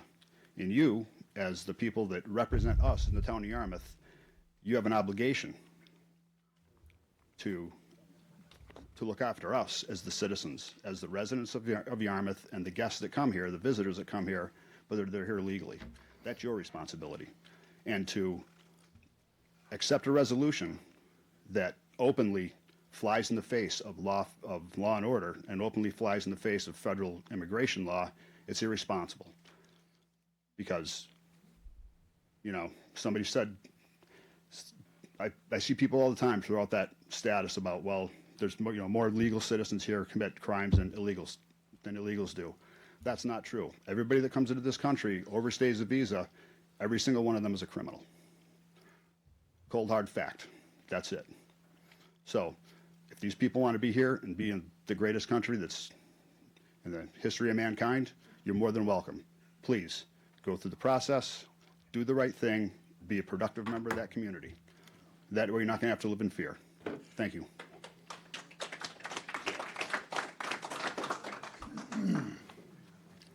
I think he set the table pretty good for me. My name is Jerry O'Connell. I live in Yarmouthport. It's been talked about the word truth. I want to set the record straight about truth. I was listening to Pat Dismaris on Sunday morning, and I heard Mark Forrest talk about how the select board led the way to help the farmers and the local fishermen. Well, no, that's not true, because not one select board member met with John Tolley or Chris Wilson, okay? And now that has nothing to do with this meeting right here, but it has to do with truth. And it has to do with don't create truth, okay? In my line of work, in my life, I have visited and seen the absolute worst of this planet. I have seen what humanity, the worst parts of people. I have seen what it can do. If you let one law slip, another one is behind it to slip. Another law, they will cripple a society if you turn your back on one. If you try to create truth where truth doesn't exist, okay? It's about fear, truth, and creating things that don't exist. I love how the weak and feeble and the protected of the world find some issue like this to rally behind. When the crap hits the fan, and when one of these people comes to commit a crime at your door, it's probably going to be a guy that's speaking out against this that comes to protect you. I also have children that will be attending school soon. What are we leaving for them? What kind of Cape Cod are we leaving for them? Like it was brought up, the Cape has changed drastically in the last few years. How much is it going to change in the next 10 or 20 years? It's going to change even more. A lot of the illegal, or a lot of the immigrants here that we see that are getting hauled away by ICE, a lot of them are criminals. That's why they don't apply for citizenship. That's why they're not trying to become citizens, because they will be found out to be criminals and they're going to get launched anyways.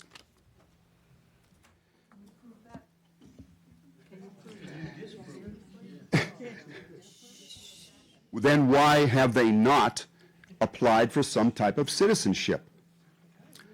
My grandparents did it. My grandparents came here.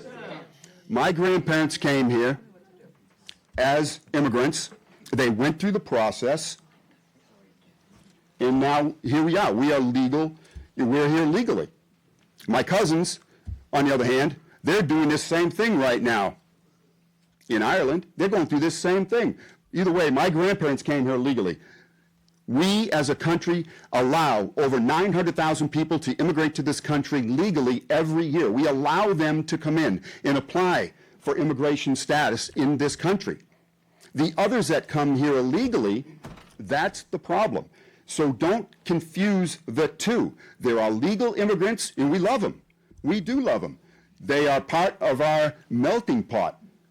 But then there's illegal immigrants that come across the border, and they do nefarious things. A lot of them do, and by the fact that they came across here illegally, or they come here illegally, they are criminal. And those are the ones, and for the most part, that are going to do wrong. They are going to do wrong in your community. And when they do wrong to you, don't call me.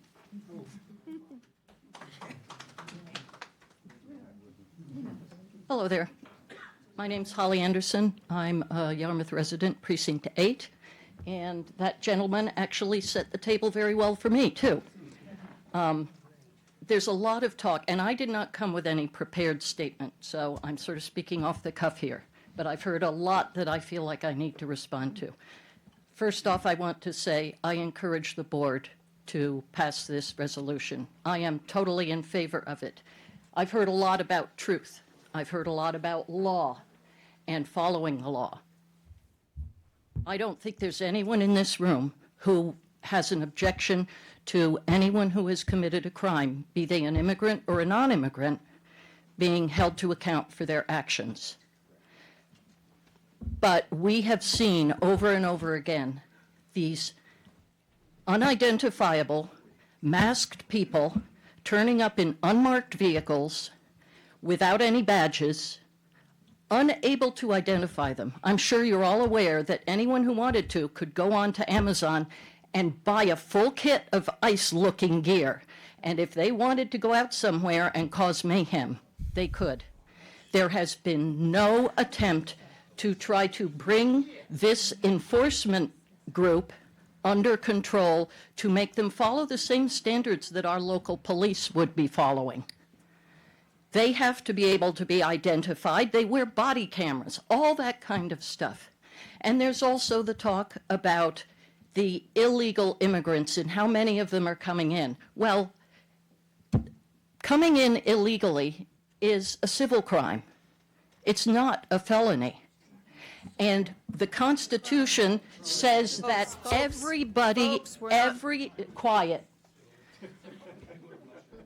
I'll use my mom voice on you. The Constitution says that everyone in this country should get due process. Everybody, whether you're here legally or illegally. And we have seen over and over again these, and I'm going to use a word that's a favorite word of some of the people on the right, these ICE thugs going and smashing people's car windows and taking people who, they're going to places, they're going to courtrooms where people are following the rules. They have applied. They're following all the steps to get their approval to stay. And unfortunately, the immigration process in this country is broken. It cannot handle the total number of people who want to come here. So these people are getting grabbed from courtrooms. They're following the rules. There are American citizens, people who have come, followed the rules, and been naturalized, and ICE is grabbing them. Not only are they grabbing these people, but they are taking them, whisking them away where they can't be found, shipping them from state to state to state. They can't find a lawyer. Their families have no way to find them. Now, would any of you like to be treated that way? No. My family is legal. It doesn't matter whether you're legal or not. Ma'am, Would can you speak. like You're to be addressing the treated? board. Yes. Would you like to be treated that way? We're That not answering the questions. gentleman before me was talking about the importance of following the law. What ICE is doing is not following the law of the Constitution or the law of this land. Okay. And I did also want to address one comment of the first woman who spoke, who had her little pictures. She made a comment about mass shootings. Mass shootings in this country are not committed by immigrants or illegal immigrants. I didn't talk about any mass shootings. You did mention mass shootings. I mentioned gunpowder. No, she did mention. I feel like I should be a kindergarten teacher right now. All right? In the schools, when you start seeing this, all the parents in this room must know what this means. Anyone want to tell me? Quiet. Thank you. Everyone has a right to speak in their own time.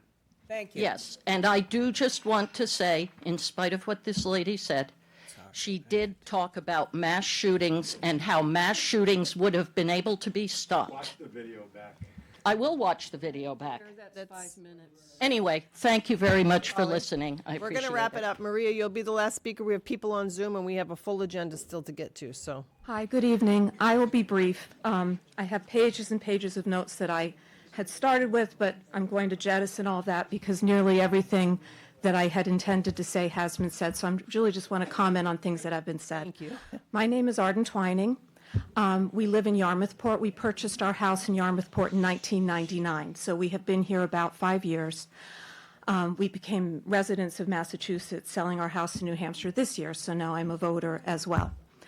That said, and that sounds very recent, however, my roots in Yarmouthport go back to 1629, when my first relative came here and was instrumental in the founding and incorporation of the town. So I'm back in a place where we have very, very deep roots. My frustration with listening to some of this is the vagueness in terms. So I'm only going to address 2 or 3 points, not my 10 pages here. But the first is the term immigrant.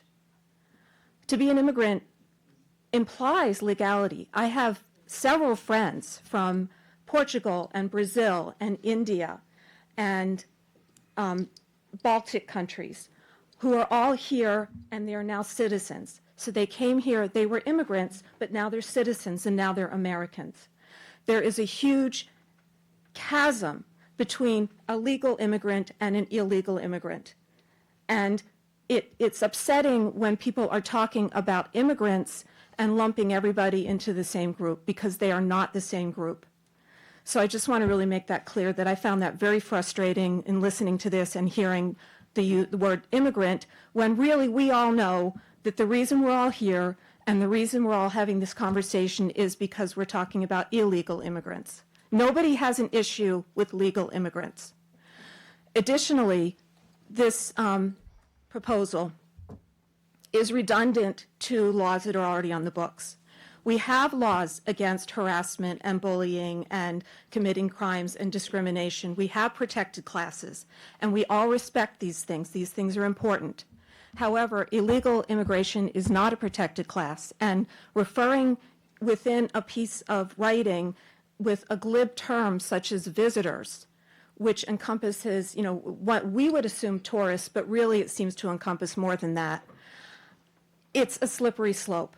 This proposal is not something that gives anybody more protection or will make anybody feel more welcome or more safe or be more welcome or be more safe. It's not going to protect our very respected gay or brown or white or yellow or red or anything neighbors and friends or any of our population with special needs. It's not going to change any of that for any of them. But what it is going to do is take us one more step down the path of changing the language, changing the perspective, to change the argument, to go down, and I heard the term slippery slope, and I agree. It is a step towards that. Two other points, and then I will shut up. One is, I heard a statistic brandished by a couple of people about how immigrants, and again, using this full term, commit fewer crimes than natural-born citizens. And this actually is not true. So when you break it down, legal immigrants actually do have a low rate. However, illegal immigrants, that's not the same. And a lot of the reason that these statistics can be pulled up and brandished is because they're based on incomplete data.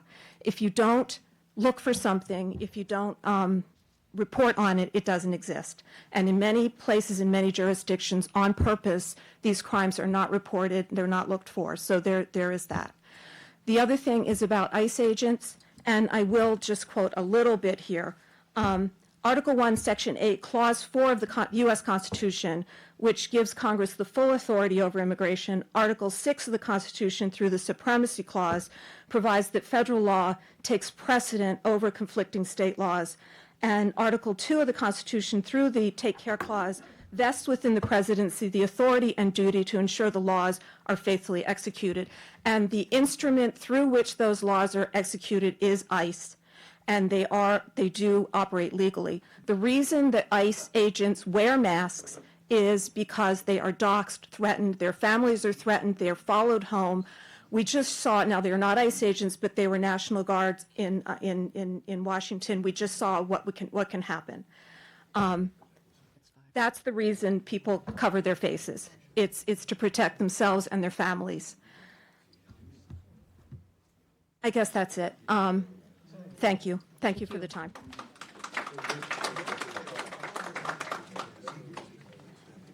Good evening. My name is Maria Marasco, and don't know my precinct, but I live in historic Bass River Village. I hope that you all have the letter that I submitted a while ago, so I'm just going to hit the highlights. Thank you. I did write to you to urge you not to adopt the proposed values resolution modeled after Barnstable, North Adams, Northampton, and Amherst. The resolution is unnecessary, redundant, and likely to create more confusion than clarity. And I think that point is now come to home after hearing this past hour or so. There's confusion. It's not a policy on sanctuary cities, but almost every speaker talked about immigration. It's not a question about whether or not our police and fire are doing the right thing, but they are. This is a great town, and we started off this session honoring our police and our fire. They have all sworn an oath. When my mother needed help, firemen came. They didn't ask me who I was or whatever. When my store was broken in, the police came immediately. So I don't think that's a question. We have the most amazing town staff force that upholds the law. Selectmen that hopefully should uphold the law, firefighters. And I think the confusion comes in the blurred conversation about what is meant to be. So I'm going to put my little lawyer hat on, and I do want to recommend that you run this by council. A resolution is a very, very powerful tool that you have as selectmen, right? And one would think that you would use it sparingly. So as a suggestion, that you as a body consider when a resolution is necessary and important in this town, especially when, after the woman who spoke previously to me, we have a supremacy clause, we have a Supreme Court decision in Massachusetts that says nobody can be detained without a warrant, and we have laws in our books in this Commonwealth to protect everyone. So with that being said, I'd rather that this board invest your time in something other than symbolic gestures. And I would also actually encourage the people with all the, I'm going to call you Star Trek buttons because I'm a Trekkie, to use your voices to change the federal law if that's really what you want to do. Because here in Yarmouth, our police and fire and our Yarmouth employees uphold the law every day. And I know that because I've lived here on an summer resident, now as a legal, full-time resident for my entire life. So, with that being said, we need practical action, not symbolic statements. A symbolic resolution will not make life any more affordable for anyone. As I mentioned, town staff already uphold the Constitution. Schools already must educate every child, regardless of immigration status. Police already serve and protect without regard to status. A symbolic resolution does not improve any of those things, but it does risk being misinterpreted, and misinterpreted or used as leverage for policy shifts the town may never have intended, such as a sanctuary or affirmatively instructing our police officers not to cooperate with federal authorities. So, I wish to say, Selectman Post, I think at the last meeting you did say that you considered it a symbolic gesture, and I just would ask you all to consider the power of your using a resolution. And if you each individually, I know you, Liz, might want to make a public comment, make it as a public select person, not on behalf of the residents of Yarmouth. Thank you very much. Thank you, Maria. We're going to go to Zoom now. We have some hands up on Zoom. If you could please, there you go. Thank you. Good evening. Please identify yourself for the record. Yes, Christopher Guerin. And just point of order, Select Chair Post, I am a homeowner and taxpayer, but technically not a resident. May I speak quickly? We've let you speak before. If you could be very brief, because we have Very not let brief. any other non-residents speak, Chris. Just following up quickly on the last speaker. Yeah, even though a town resolution does not appear to be legally binding, symbolically it can be very powerful. And traditionally, a resolution's purpose is to bring unity to a town about something nearly everyone agrees is a good idea. There's no unity here. Tonight, there's no unity. There is no unity. And if we, thank you for recognizing Yarmouth's heroes earlier tonight. If we were here to have in support of a resolution for them, everyone in the room would be voting yes. And there's no unity here. And so passing this, it just doesn't make sense. I do want to say, I heard earlier, and I want to listen to the tape again, the videotape, but somebody seemed to say in support of the resolution that at some point Yarmouth police force may have to stand up to the federal government. And that's news to me. Is that something the police department, our heroes earlier tonight, the police chief, Mr. Rittenhour, is a warrant being written for the next town meeting to purchase military drones? I mean, what does that mean? I think that should have been addressed. But the bottom line is, this is not a unifying resolution. And that's the purpose, as the last speaker said, that's the purpose of a resolution, which is merely symbolic. But thank you, and I appreciate the opportunity to speak. Thanks, Chris. Next, Zoom user.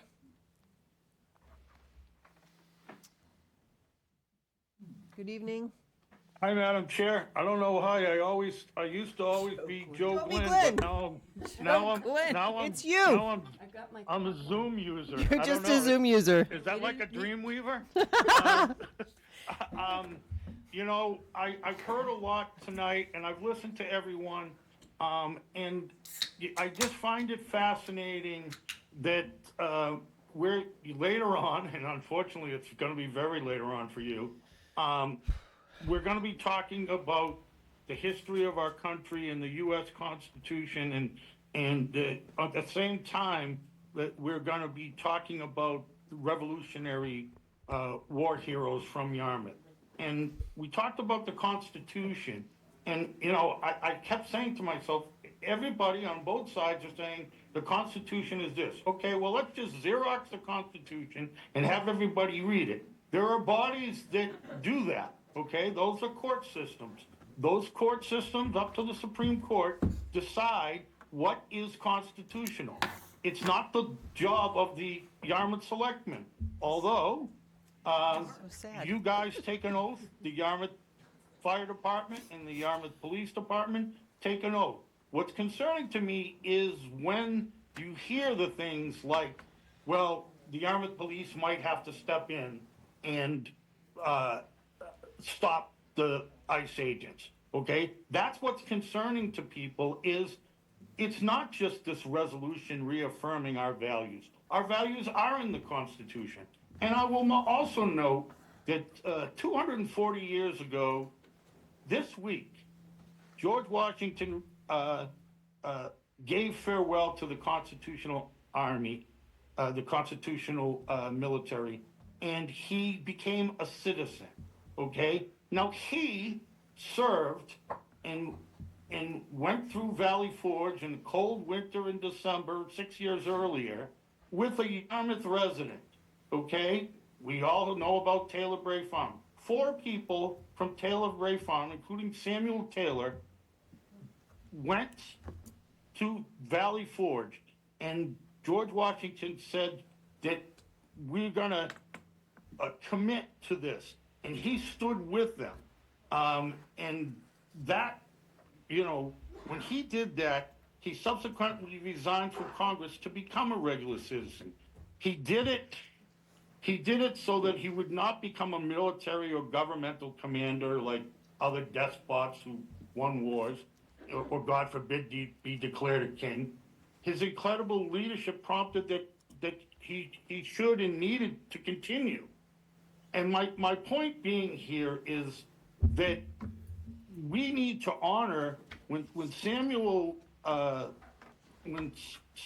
Taylor came back to Yarmouth.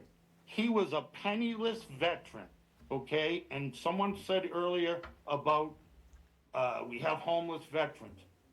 We're not taking care of those people, and we're taking care of, you know, other people. We all have the values of the Constitution, and Yarmouth had 2 representatives in the state legislature that brought the Mass Constitution, which a lot of people don't know. The towns had to approve the Constitution, and Attorney Howes and Mr. Thatcher, David Thatcher, an attorney, he brought it down, and the town voted on it. We don't know if Samuel Taylor got to vote at the thing, which actually was where Thatcher Park was, and it was also at the ancient cemetery later on. but we don't know if he got back in time to vote for the Constitution. But the people of Yarmouth did. And we want to uphold those values of the Constitution. Everybody does. And we should continue to do that. But when we're watering it down and not respecting our veterans and not taking care of them like George Washington did, we do get in that slippery slope. We want to take care of those veterans, and we want to take care of all our people. I know you have an ambitious agenda. I thank you for it. You ran a fantastic meeting. I hope everybody felt heard, and I heard them. So thanks very much. Have a great evening. Thank you, Joe. Kay? We have two more, and then we're going to move on to our...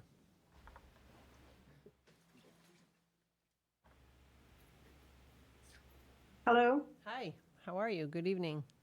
Good evening. How are you? I am well. I'm just hoping this technology works tonight. We can hear you fine. Can you please identify yourself? Sure can. My name is Kristen Whitney. I live in West Yarmouth. I've lived in the same square miles here, 5 square miles, my 51 years, so seen a lot change. I've heard a lot from both sides, and you know, we've got everybody who sympathizes, and then we've got everybody who's talking about, you know, all the layers to this onion, if you will. But I think that the most important part that we talk about was one of the last speakers that stood up was the legal kind of ramifications of this. And just so, you know, just to put a little tidbit in your ear as you're voting tonight, that we can go down a slippery slope with this, and it can change things. I'm no lawyer. I don't know what, you know, what the ramifications of resolution or, you know, the legal terms, but I mean, I think that we all have a pretty good idea of, and we already have all these things in place, you know, for fair practices with people of all kinds. So I don't really think that we need to reaffirm anything. They're already there. And I think that doing a resolution, whatever, you know, legal recourses or anything that could have, is just something that should have been, what's the word I'm looking for? Anyway,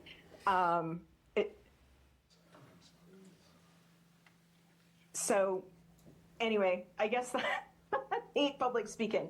That's okay, you're doing fine, I guess Kristen. that's kind of my thing. I think that we already have these things in place. I think before any voting's done, that, you know, as a town, how any ramifications down the line of resolutions and legal speak can, you know, get put back on the town.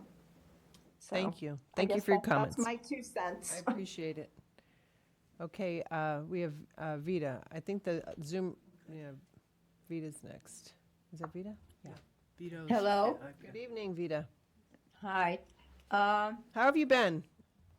Pretty good. We haven't heard from you in a while. But I wasn't going to venture out tonight. Anyway, I'm going to be quite short.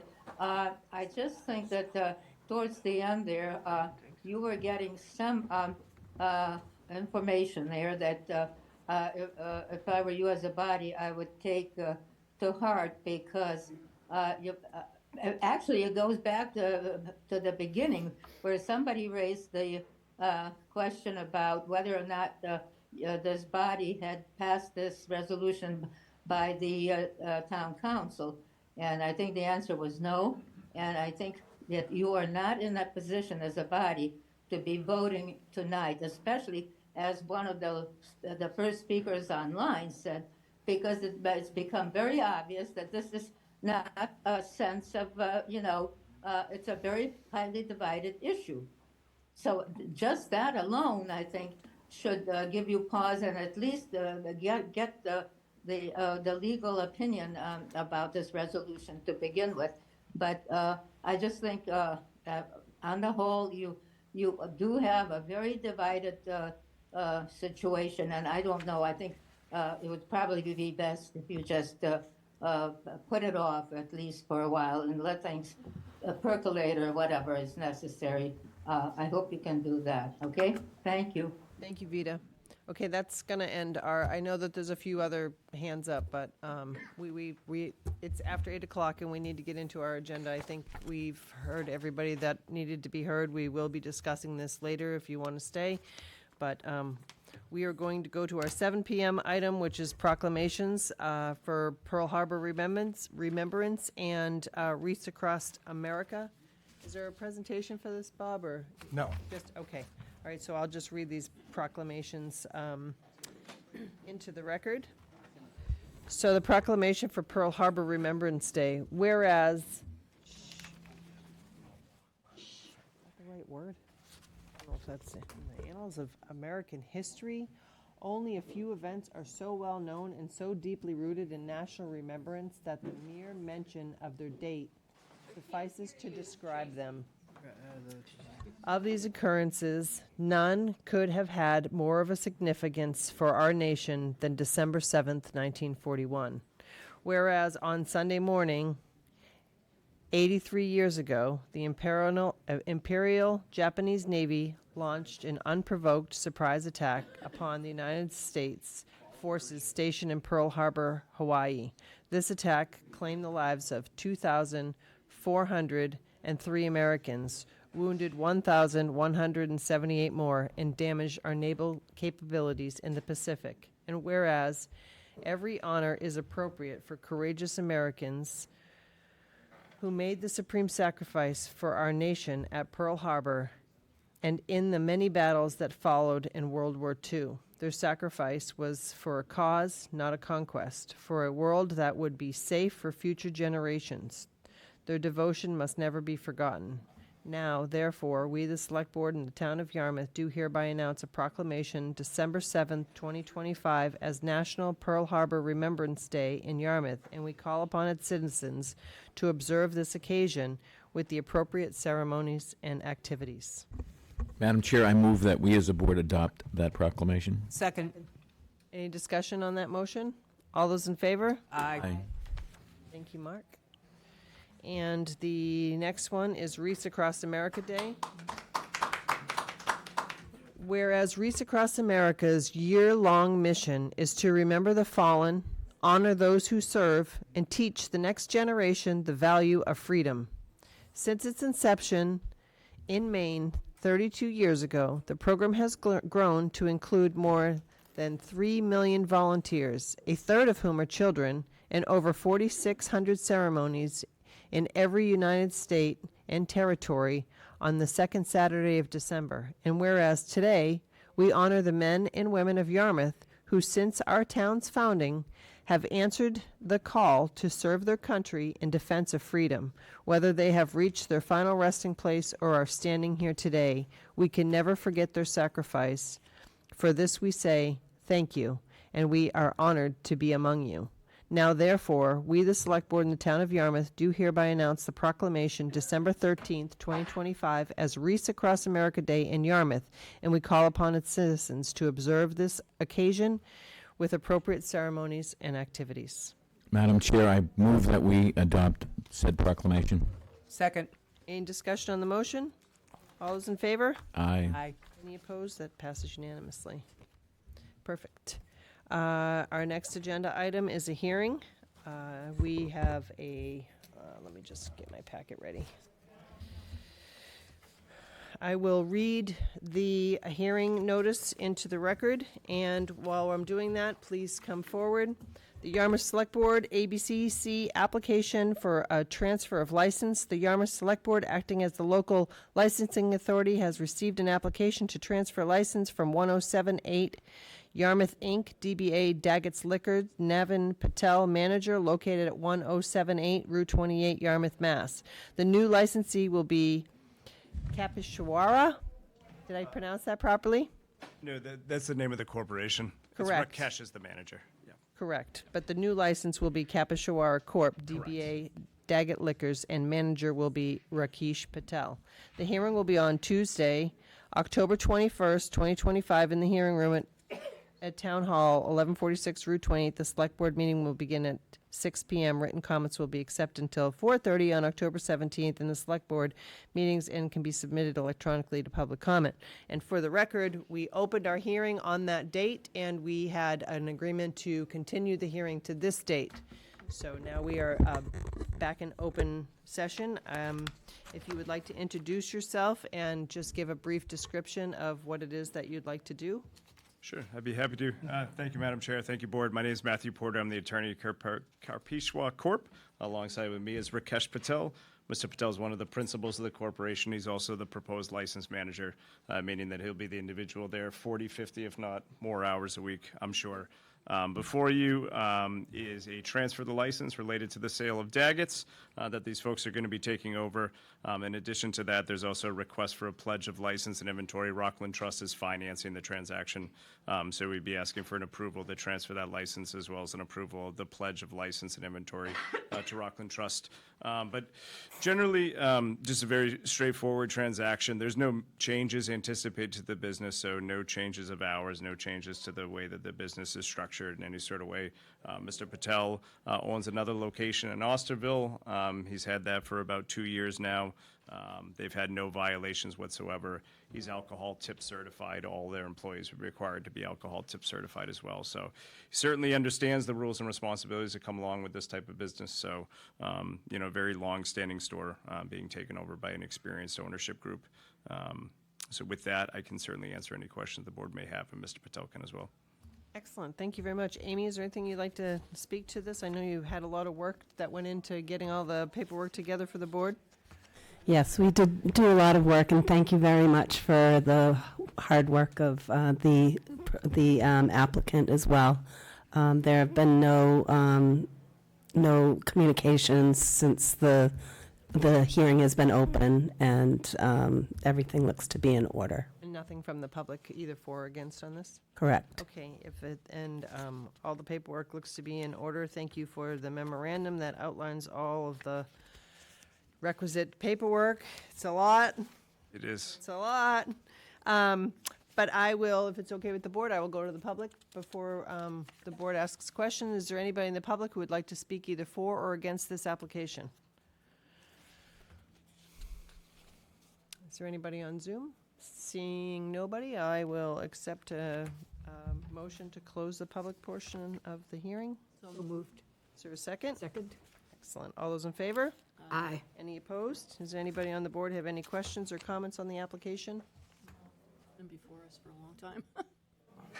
Is there anybody that would like to make a motion that we approve the application as presented? So moved. Does it need to be specific about the transfer to Rockland Trust? Or is the the ABCC can be a little bit finicky.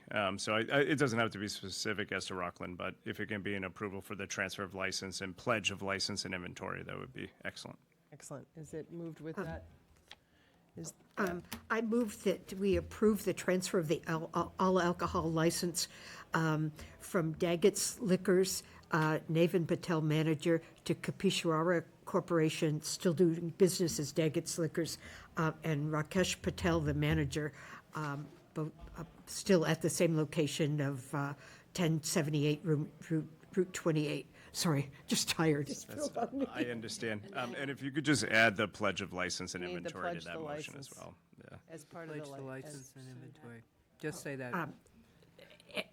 Including the license. Pledge. Pledge the license, pledge it. Pledge license and inventory. Okay. There you go. Is there a second to that Second. motion? Any discussion on the motion? All those in favor? Aye. Any opposed? Thank you very much. Good luck. for your time. Thank you. Appreciate it. Good luck. Thank you. Okay, next on the agenda is, you're welcome. Mr. Kelly, update from our Declaration Day event for the new American Revolutionary War placement marker on the Revolutionary War Veterans Grave at Ancient Cemetery.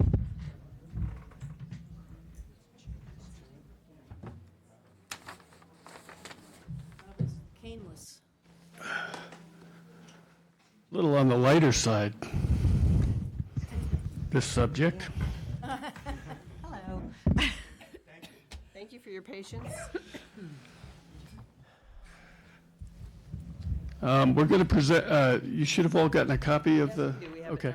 We made one or two edits, but they're minor, so rather than confuse you with paperwork, if you would like them after, we'll pass them out.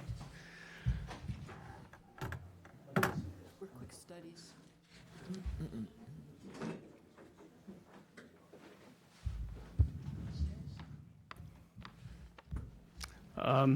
For those who don't know me, I'm Bob Kelly. I'm Vice Chair of the Yarmouth Historic Commission, and with me, Hi, everybody. Can you hear me? I'm Susan Flack. I will say this is my first select board meeting, so I'm happy to be here. Thank you. I'm a Yarmouthport resident. We moved here full-time in 2021 in one of the historic houses on 6A in Yarmouthport. So happy to be here. I'm also here as my role as co-programming chair for the Historical Society of Old Yarmouth. And we'll talk a little bit more about my role in this project. I've been serving as project manager across this event that we're going to talk to you about today when we give you the update. Technical difficulties.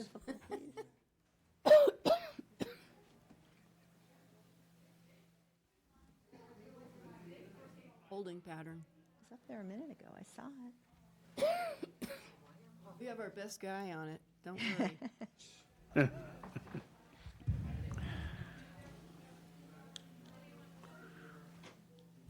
Yeah, that looks familiar. Got it.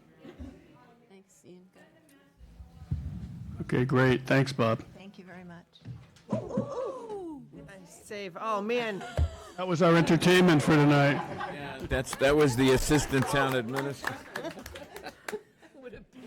Agility of Almost very motion. dangerous. The first responders back. All right. Thankfully. Amy, you would have to step in pretty quickly, wouldn't you? Yeah. All right, our goals for today are to provide an update on the monument and the grave markers, share the vision for the Yarmouth Independence Day event, town history, cultural, educational importance, tourism draw to visits, and discuss funding needs.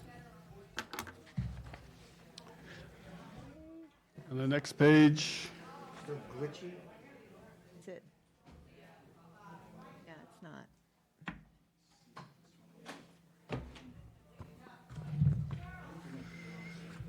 Mouse? Oh, yeah, there we go.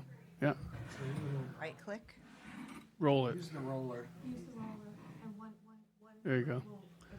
Okay, this is the first image that we have of the monument in 3D. So the sculptor, Robert Schuer, who is pretty renowned for his bronze sculptures, has helped us devise this monument into a Yarmouth monument. So what we have is a soldier holding a baby and his wife by his side. The stone is granite. The plaque on front and back is bronze. On the front is a scroll with the exact words in the Yarmouth town minutes of the day Yarmouth declared independence, 20th June, 1776. And on the back is the old map, the map of Old Yarmouth when Dennis was part of it, because Dennis became a town in 1793. So anything that happened with the Revolutionary War happened as a Old Yarmouth. And on the bottom, where there's room for more names, if further research is done, and I know that there currently is part of Washington's farewell address with a silhouette bust on the left and his signature on the right.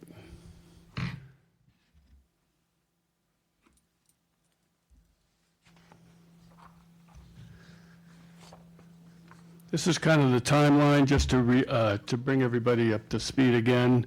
Yarmouth secures $25,000 in October 2024. what did I say? Yarmouth secures $25,000 from CEDC and for the design of the monument, and $235,000 from the CPC for the creation of the monument to honor 450 plus Yarmouth patriots, which includes former Dennis and West Precinct of Yarmouth, which is Yarmouth today. So that was the edit that we made, and I'll give you a copy of this when we're done. In August, a joint event, the planning committee is established. We have about 10 people on this committee, which includes the Yarmouth Historic Commission, the Yarmouth Historical Society of Old Yarmouth, the DAR, the SAR, The Friends of the Ancient Cemetery. Friends of the Ancient Cemetery. Okay, so we started in August. Town representation as well. Yeah, Megan has been in our meetings. In October, we visited the site and conducted a site visit for installation. We located the monument. If you were to go out there tomorrow, you will see it painted in the grass. It is probably about 40 feet south of the flagpole. So the flagpole would be in the background, and you'll see it painted out there. The Yarmouth Historic Commission learns CPC and CEDC funds can only be used to fund the design, creation, and installation of the monument, not for the event. A joint committee begins the process to find funding for the event, so that's what we have been working feverishly on. In this past month, an RFP is in the process for the foundation work for the monument, currently between the sculptor and the DPW, awaiting specs and placement drawing. So they need a stamped engineer's drawing, which is in the works for the placement. And the physical layout of the monument at Thatcher Park was confirmed. A joint committee creates a grant proposal for funding through the Town of Yarmouth Tourism special event fund, the special event and programs. This month, we're meeting with the Select Board and submission for approval for classifying this as a town event. Our target for the monument installation is April next year. Monument will be installed in June, before June 2026. I think that's by June 2026. And the Yarmouth Patriot Monument Dedication, Ancient Cemetery Commemoration, and Living History Fair. So the committee has decided that the placement of the 53 SAR markers in Ancient Cemetery and the monument dedication would have, there's economies of scale if we had them on the same day, because they're basically in the same place.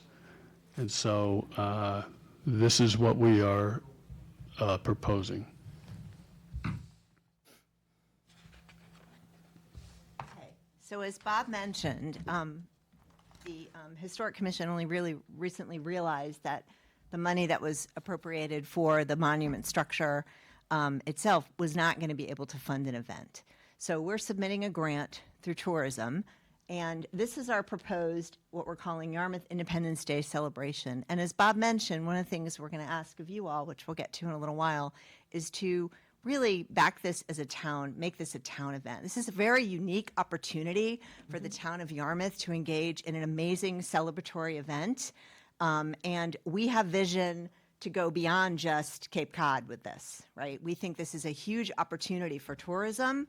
to bring folks in to learn about our town, to learn about the important part of history that we played in the Revolutionary War. So what you see on the left and the right side are the two components of the event. And I'll also mention this would be a free event open to everybody. We're not going to charge for this event, okay? So on the left side, you have what I would call the dedication aspect of the event. So we would start the day with a dedication of the monument with speakers and with the Scouts' involvement and Color Guard and militia and a whole big presentation. We also have aspirations to invite the governor and or lieutenant governor and some other, higher officials if we can get them to come. I mean, there's a lot happening for the 250th anniversary, but we're hopeful that we can have some representation. And that would also be a big draw to bring people from outside the Cape to Yarmouth for this. And that will take place. And then, as Bob mentioned, we're going to move then with a little bit of a processional led by militia and the Scouts over to the ancient cemetery, where we'll have another ceremony to commemorate the graves and the markers of the folks buried there. And to make it a little more fun and interesting, we're going to have volunteers dressed, volunteers who are dressed as living history presenters in costumes representing anywhere from 5 to 10, we're working that through, of the individuals buried. They're telling their stories. So people will sit for about 35 minutes or so going through, the actual speakers. The SAR will have some speakers. The DAR, we learned recently, the children of the American Revolutionary, that other CAR will also, we are going to try to bring them in as this. And then that will consummate with people being able to go and visit the graves and get that experience of learning more history of our town. So that part of the program, we have estimated, to do it right, would have a budget of around $40,500. We're going to be looking for, which you'll see in a minute, $50,500 from the tourism grant to fund this. And I mention that because the right side of it is what we're calling the Living History Fair. And we need a significant amount of money between shuttle buses, because you can't park at Thatcher Park. We're trying to secure parking at DY High School and rent the shuttle buses that are school buses to transport people back and forth. We've got to do tents because it's a rain or shine event. We're going to do chairs for seating, podiums, the portable microphones and sound systems that we're going to need, police, porta potties, permits, et cetera, et cetera, et cetera. That all adds up. We work very closely with Megan and others to really get the numbers around what this would cost us. Chamber. And the chamber as well, the Yarmouth Chamber. We've spoken to them. Publicity budget is, fairly decent, and it includes paid advertising as well as a lot of free opportunities to advertise, but it scopes outside of just the Cape. We want to go out into Boston, into surrounding areas to really get people excited and want to come to this. So there's a pretty robust marketing plan that goes along with this as well. But having just the ceremonies would be great, but if we can turn it into almost a full day experience, like from 10 to 3 with this Living History Fair, this will give individuals the opportunity after the ancient cemetery portion, go back to Thatcher Park, and there they'll find a reenactment Revolutionary War encampment so they can experience what life was like at the time of the Revolution in Yarmouth.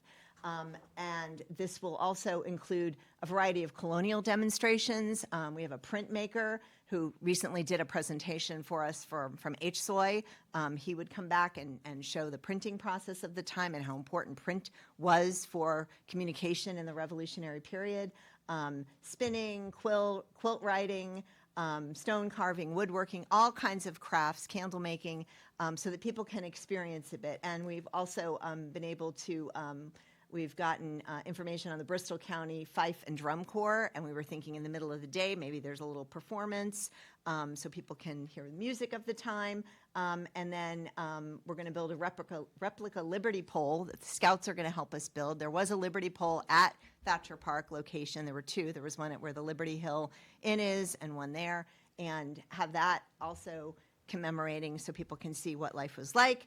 And food trucks, because if we're there from 10 to 3-ish, people are going to want to eat.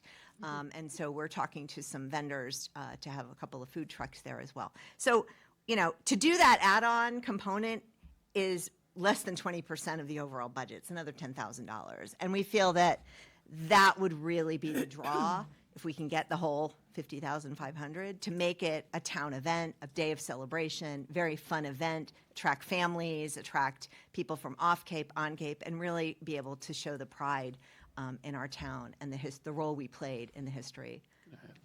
Yeah. So there would also be traffic control around Thatcher Park. And we're figuring for police, even though it's about a 5.5, 6 hour event, 8 hours for their presence. We're also going to have a town videographer and photographer to take photos and videos, and we can then use that post-event to, again, up the, you Right. know, the presence and the, Right. And I would also say that if a government official comes, it could mean a difference between 400 or 500 participants and 1,000. Okay, so, and not just from off Cape. I think that official from Boston or wherever would draw Cape people. If I could interject for a second, you talked about the police department, fire department. You just make sure you've got that in your notes too. we have them in our notes too. Is Yeah, that- Megan's helping us For with all that. intents and purposes, it could be a hot summer day. We're going to be 0.4 of a mile from Firehouse Number 2. Fortunately. Yeah, but that's all accounted in the budget. We have I mean, it's like $12,000 to have the police and the fire and all of that there, so we have the right. And they're working up a traffic plan for us as well to help with this and have the proper signage to make sure we're directing people. And also ways to get accessible people, get accessible folks to be able to attend and what that looks like. So we're taking that. I have a pretty detailed, elaborate project plan that goes through logistics and the actual events. We'll have a run of Volunteers. show.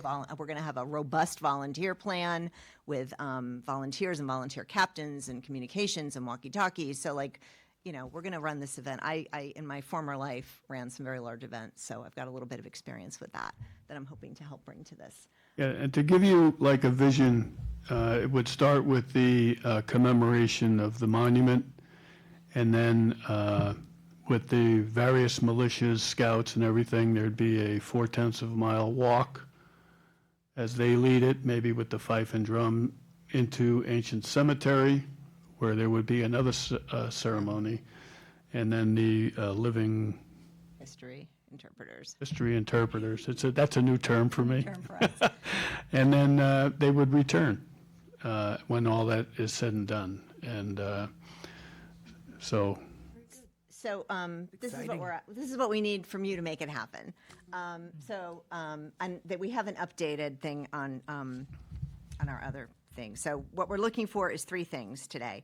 One is your support, Select Board, to actually designate this as a town event as opposed to a historic commission event. So that's number 1. Number 2, to support us with our grant application when it goes in. I believe you guys will be voting on that, to please give us your support so we can get the funding to do the event. To be honest, if we don't get the funding to do the event, we will dedicate both things, but it won't be a big publicized event. We just can't. it'll be just, the monument will be planted, And whoever wants to show up that and day whoever can see wants it. to show up can. And we think it would be a missed opportunity not to make this into a great event for the town. And then the third thing is we'd like you to participate in our event. We talked about the speakers at the beginning, and we have 4 speakers for the monument dedication, and one of which we would like to be representation from the Select Board, if you would join us. Costume, of course. Optional. If you That'd want to be be in great. costume, that would be amazing. Historical Society will help with Yeah, that. we'll help with that. Anyway, so that's our pitch. And any questions that anybody has? Thank you very much. Sounds like a wonderful event, and you've definitely put a lot of work into this. I have a question in terms of your funding proposal. You have your grant in. When will you know by? Well, we were told the grant submission, we submitted the grant yesterday. It was due today. And my understanding is it's going to be reviewed this month. and pass through end whatever. of the month. Yeah, by the end of the month, we should have an answer. That was the timing that Megan shared, that I think Okay. it's going to you guys. To the select board for approval. So It'll it's, come to you it's guys. it's not, okay. So we don't have to wait till town meeting. It's something that we can handle before, just so that they have an answer in terms of whether or not they have their funding in time for the event. Yes, correct. Okay, and then, and I have one other question for you, Bob. When you when they ask or request for it to be a town-sponsored event, is there a process for that, or can we just? You can just designate it a town-sponsored event. Perfect. Okay, great. Mark, do you have any questions? Yeah, I would like to make a motion that we make this celebration a town-sponsored event. I think your presentation was wonderful. It was great. And as you know, and we've had discussions with Bob and others on this, and we've all been very enthusiastic and very supportive. So it's great that you've made even more progress. So I would like to make a motion that we move in support of this as a town-sponsored celebration. And is that motion to support the grant application as well? Or do we need separate? I'd like to make two separate motions. Let's get this All one right. on the table, Madam Chair, if that's okay. Yep. There's a motion, and a second. I would second. Is there any discussion on that motion? I think a free motion is wonderful. All those in favor? Aye. Aye. Aye. Yeah. And the second, yeah, Okay, sorry. I just wanted to mention that there's a lot going on that weekend that's local. Yep, So we I think know. it's going to be a terrific opportunity that we can capitalize on the other things that are going on. At Taylor Bray. That there's a Taylor Bray event that's happening. Right. Yeah. Same day. The same day, and our plan is to speak to them, so we each know each other's events happening and be supportive. now I'd like to make another proposal, and that would be to move that we approve the funding request up to $50,500 to underwrite the cost as presented tonight. Second. Any discussion on that motion? All those in favor? Aye. Any opposed? Nope. Excellent. Thank you very much. Great. And Now the fun begins. I'm sure we will be there. Go ahead. One question. Susan, is this going to be the same weekend as the Yarmouth Day at the Yarmouth Dennis Red Sox? I was just thinking the whole thing could package beautifully together, if it were. Yeah, I don't know that day. No. We'll look into Well, that. The reason the date was picked is it's the anniversary of Yarmouth declaring independence. Oh, sure. Yep. I'll look into that, though. Yeah. Right, so I'll pass out the updates for you. Thank you very much. Thank you for all your hard work on that. It's going to be beautiful. And as Mark said, we've talked a lot about Budgets are attached to it as about well. our Thank you. history and it's a, thank you very much. Okay, excellent. You should give us your fees. We may have other things that we could use. Yes, well, I'm Yeah. actually thinking about that, so let's talk. That's great. Good. Our next agenda item is the update from the Cape Cod Collaborative. If Dr. Hanscom is here. Thank you. Hi, how are you? Hi. Hello. Hi.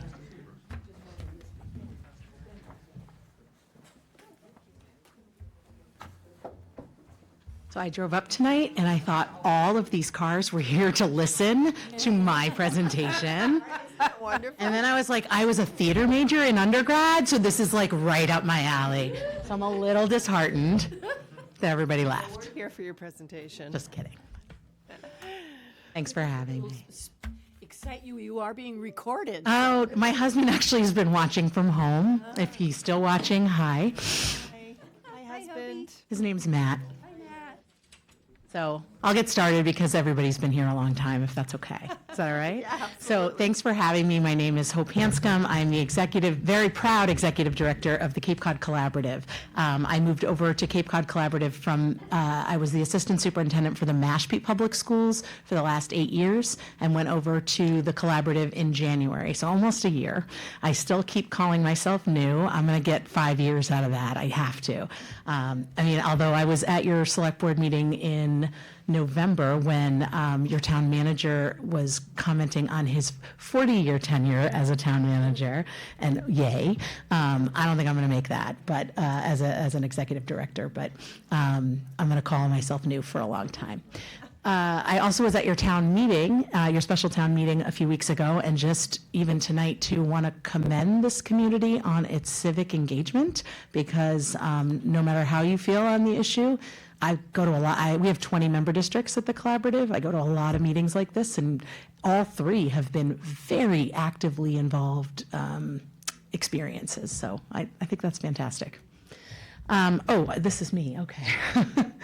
So I wanted to come tonight. There was a lot of conversation about the Collaborative at previous meetings. There were some in October that one I couldn't attend, but then another that I watched. And I wanted to just come and meet you, tell you a little bit about what we do, but then also make sure we had a connection so that if there are questions about anything related to the Collaborative, you can come to me, but also so that you really understand, and so do your viewing, so does your viewing public, how we serve the town of Yarmouth. So I will take a very short amount of time to do that tonight. For those who don't know, Collaboratives are public service educations. We are public schools. We are made up of member districts and it's our responsibility to serve those member districts to provide cost-effective programs and services. Primarily, there are 24 in Massachusetts. Cape Cod has 20 member districts as of July 1st, which is the entire Cape, both islands, Wareham, and we just added Plymouth as a member in July. The governance is made up of school committee members from each community. One member makes up a member of my board. So our board of directors has 20 members. So getting a quorum is super fun.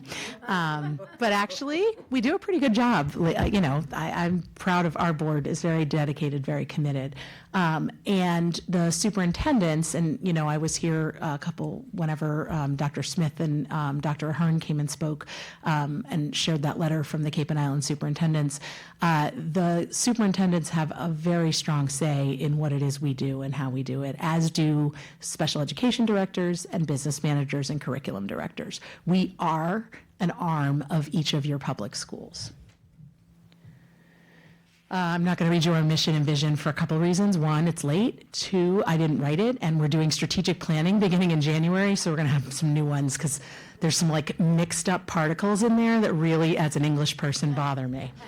But ultimately, it's what I just said. Our job is to serve the member districts, and our vision is to ensure the success of every child on Cape Cod and the islands in a lot of different ways. So what's our role? Our role, I also late at night, I don't like to read so much, so I put pictures on here. Our role is to serve the communities, the 20 member districts, and we do that in a lot of different ways. It's also, I didn't bring my Yeti up. It's our 50th anniversary, so the Collaborative began in 1975. So you can see our staff at the bottom at our STAR program made the number 50, and we used a drone to take that picture. We are celebrating like crazy. The kids at the top. Oh, there it is. Thank you. See my sticker? I have stickers if you want them. 50. By the way, I just turned 50 last week, so I'm just saying, I know, I don't look it. I get it, but I feel it, and I do look it. We have 2 special education programs. One is in Osterville, which is where our main offices are as well, and that's those kids at the top who have the fun rainbow shirts that services students with social emotional disabilities, autism, medically fragile students with intellectual impairments. And we are a public school, but we are a public day school. So it's for kids who the districts have tried everything they can to provide them with a free and appropriate public education, and the teams have decided that they need a higher level of service, and that's where we come in. We are very cost effective compared to the private schools that also provide special education services. And then Cape Cod Collaborative, that sign at the top, our new sign, which is for our Waypoint program, which is at the MacArthur Building, and I'm going to talk a little bit more about that in just a minute. I'd be remiss not to point out my boy Calvin right there. Calvin is our therapy dog, who our program director at STAR, Julia Bryant, she fundraised and the board supported bringing in, we brought in Calvin, he's 2, and all of the training, but he lives with Julia, so she took on a 3rd dog as part of this. But I didn't have time tonight, but you have to see this dog with the kids. It is remarkable, the difference that the emotional regulation that we see in our kids as a result of having Calvin. I was gonna say, and like tonight. Yeah, I'm not saying not tonight, but also Julia will come out to my office. We met today at 8:30, and I'll be like, "Where's Calvin?" And she's like, "Hope, he's here for the kids. He doesn't come to meetings with you."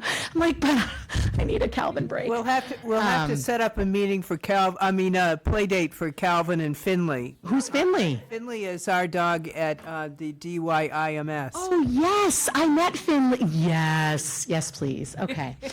So that's just some sort of an overview of our kids, but our programs and services. So right here is, oh, Jeepers Creepers, sorry.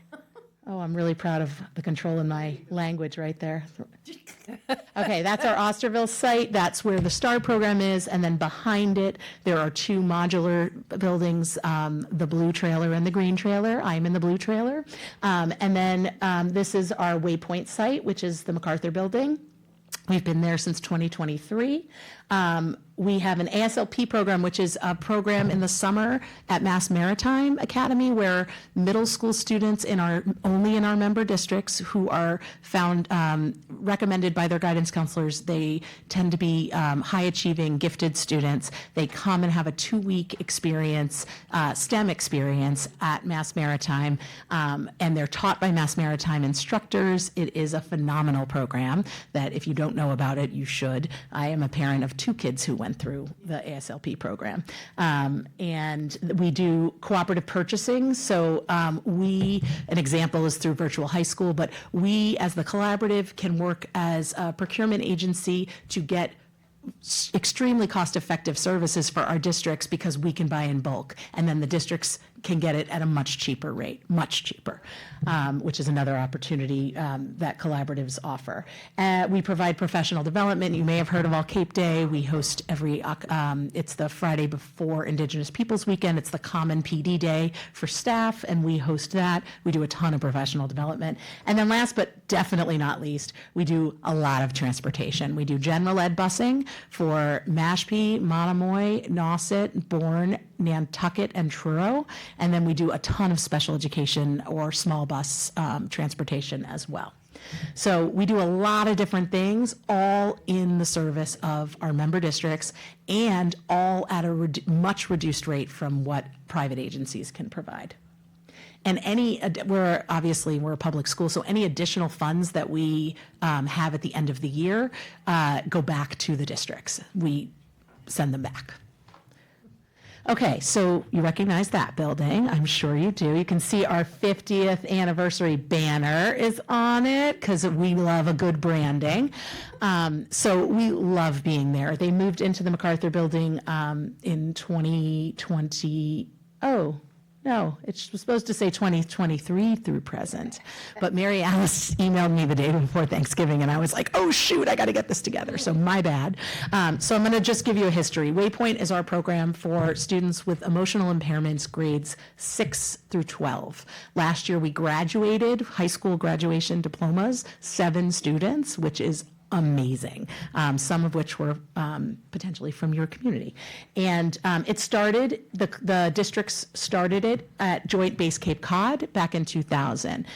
It was there at a decommissioned building until 2017 when the building was literally falling down. So they moved at that point to the Wing School in Sandwich. Does anyone know what happened to the Wing School? It got knocked down. And this was all prior to my time, but we then subleased with Bridgewater State into the MacArthur School here in Yarmouth, and we love it.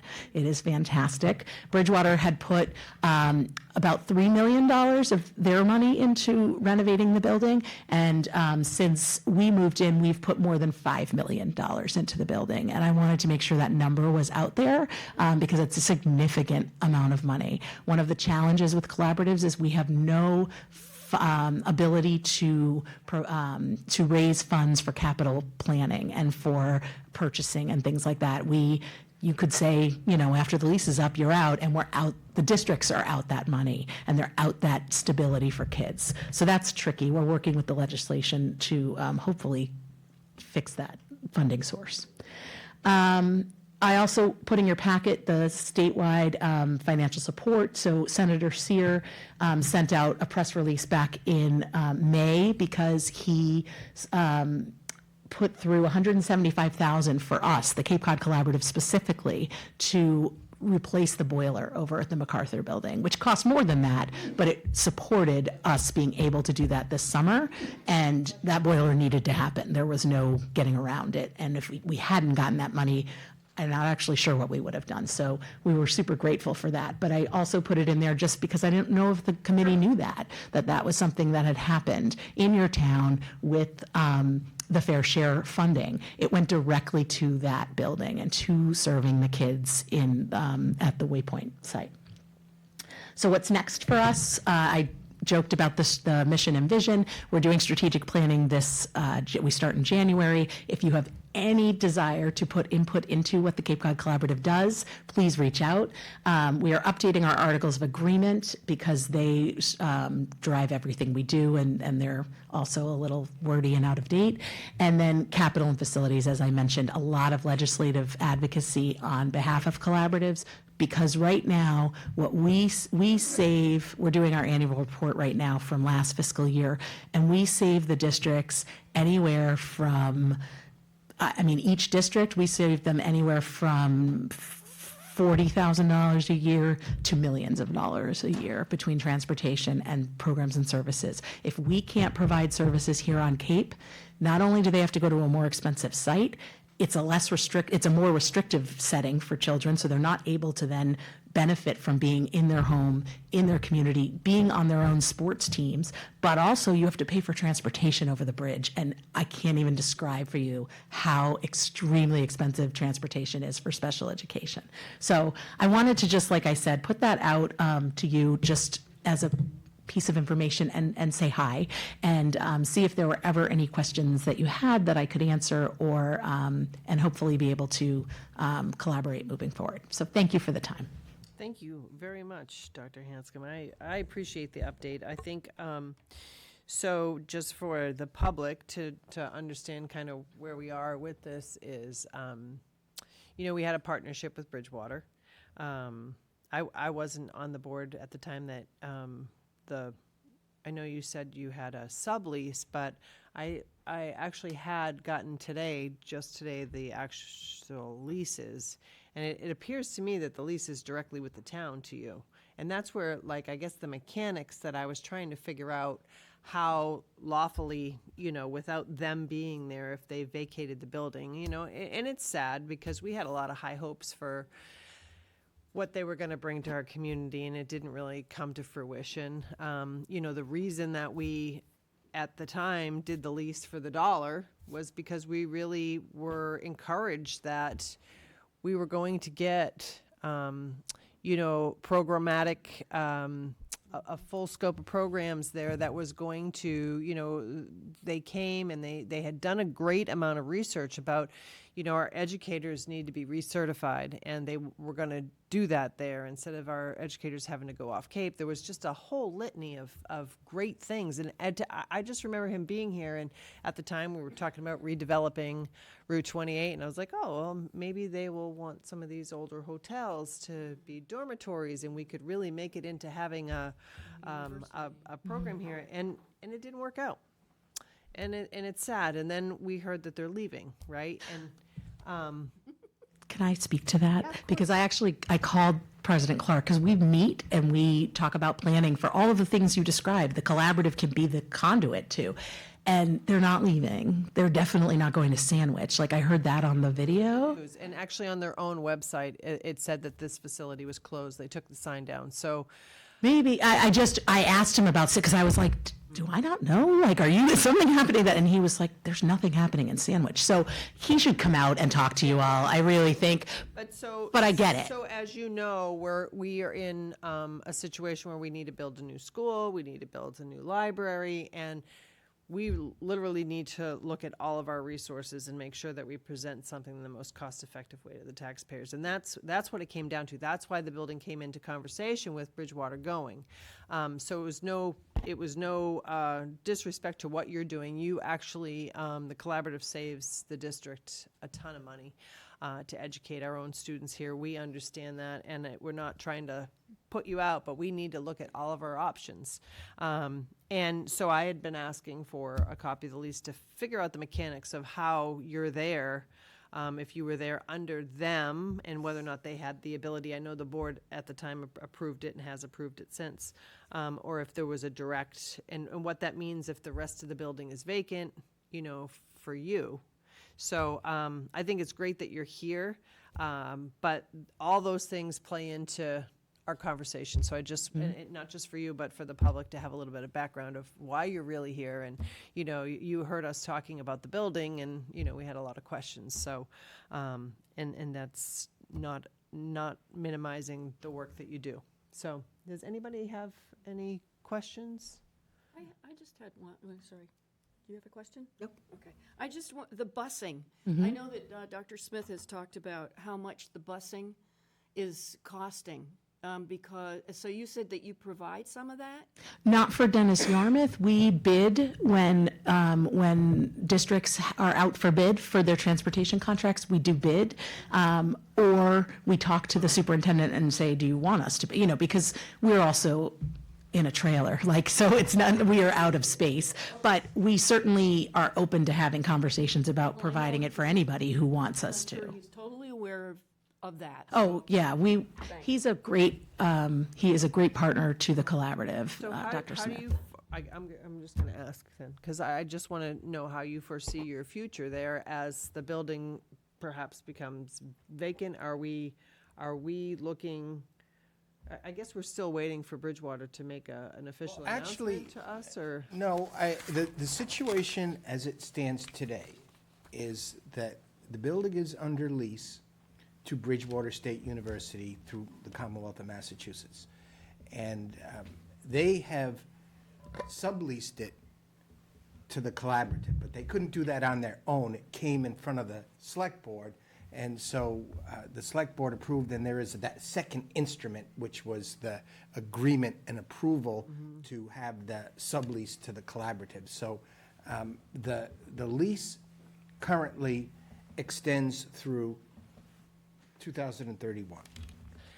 I know. At that time it expires. So the question of whether Bridgewater State is interested in renewing that lease has not come up yet, even in the most remote fashion. So the issue really, I think, is between now and again, it's like, well, they've got another 5.5 years to go on the lease.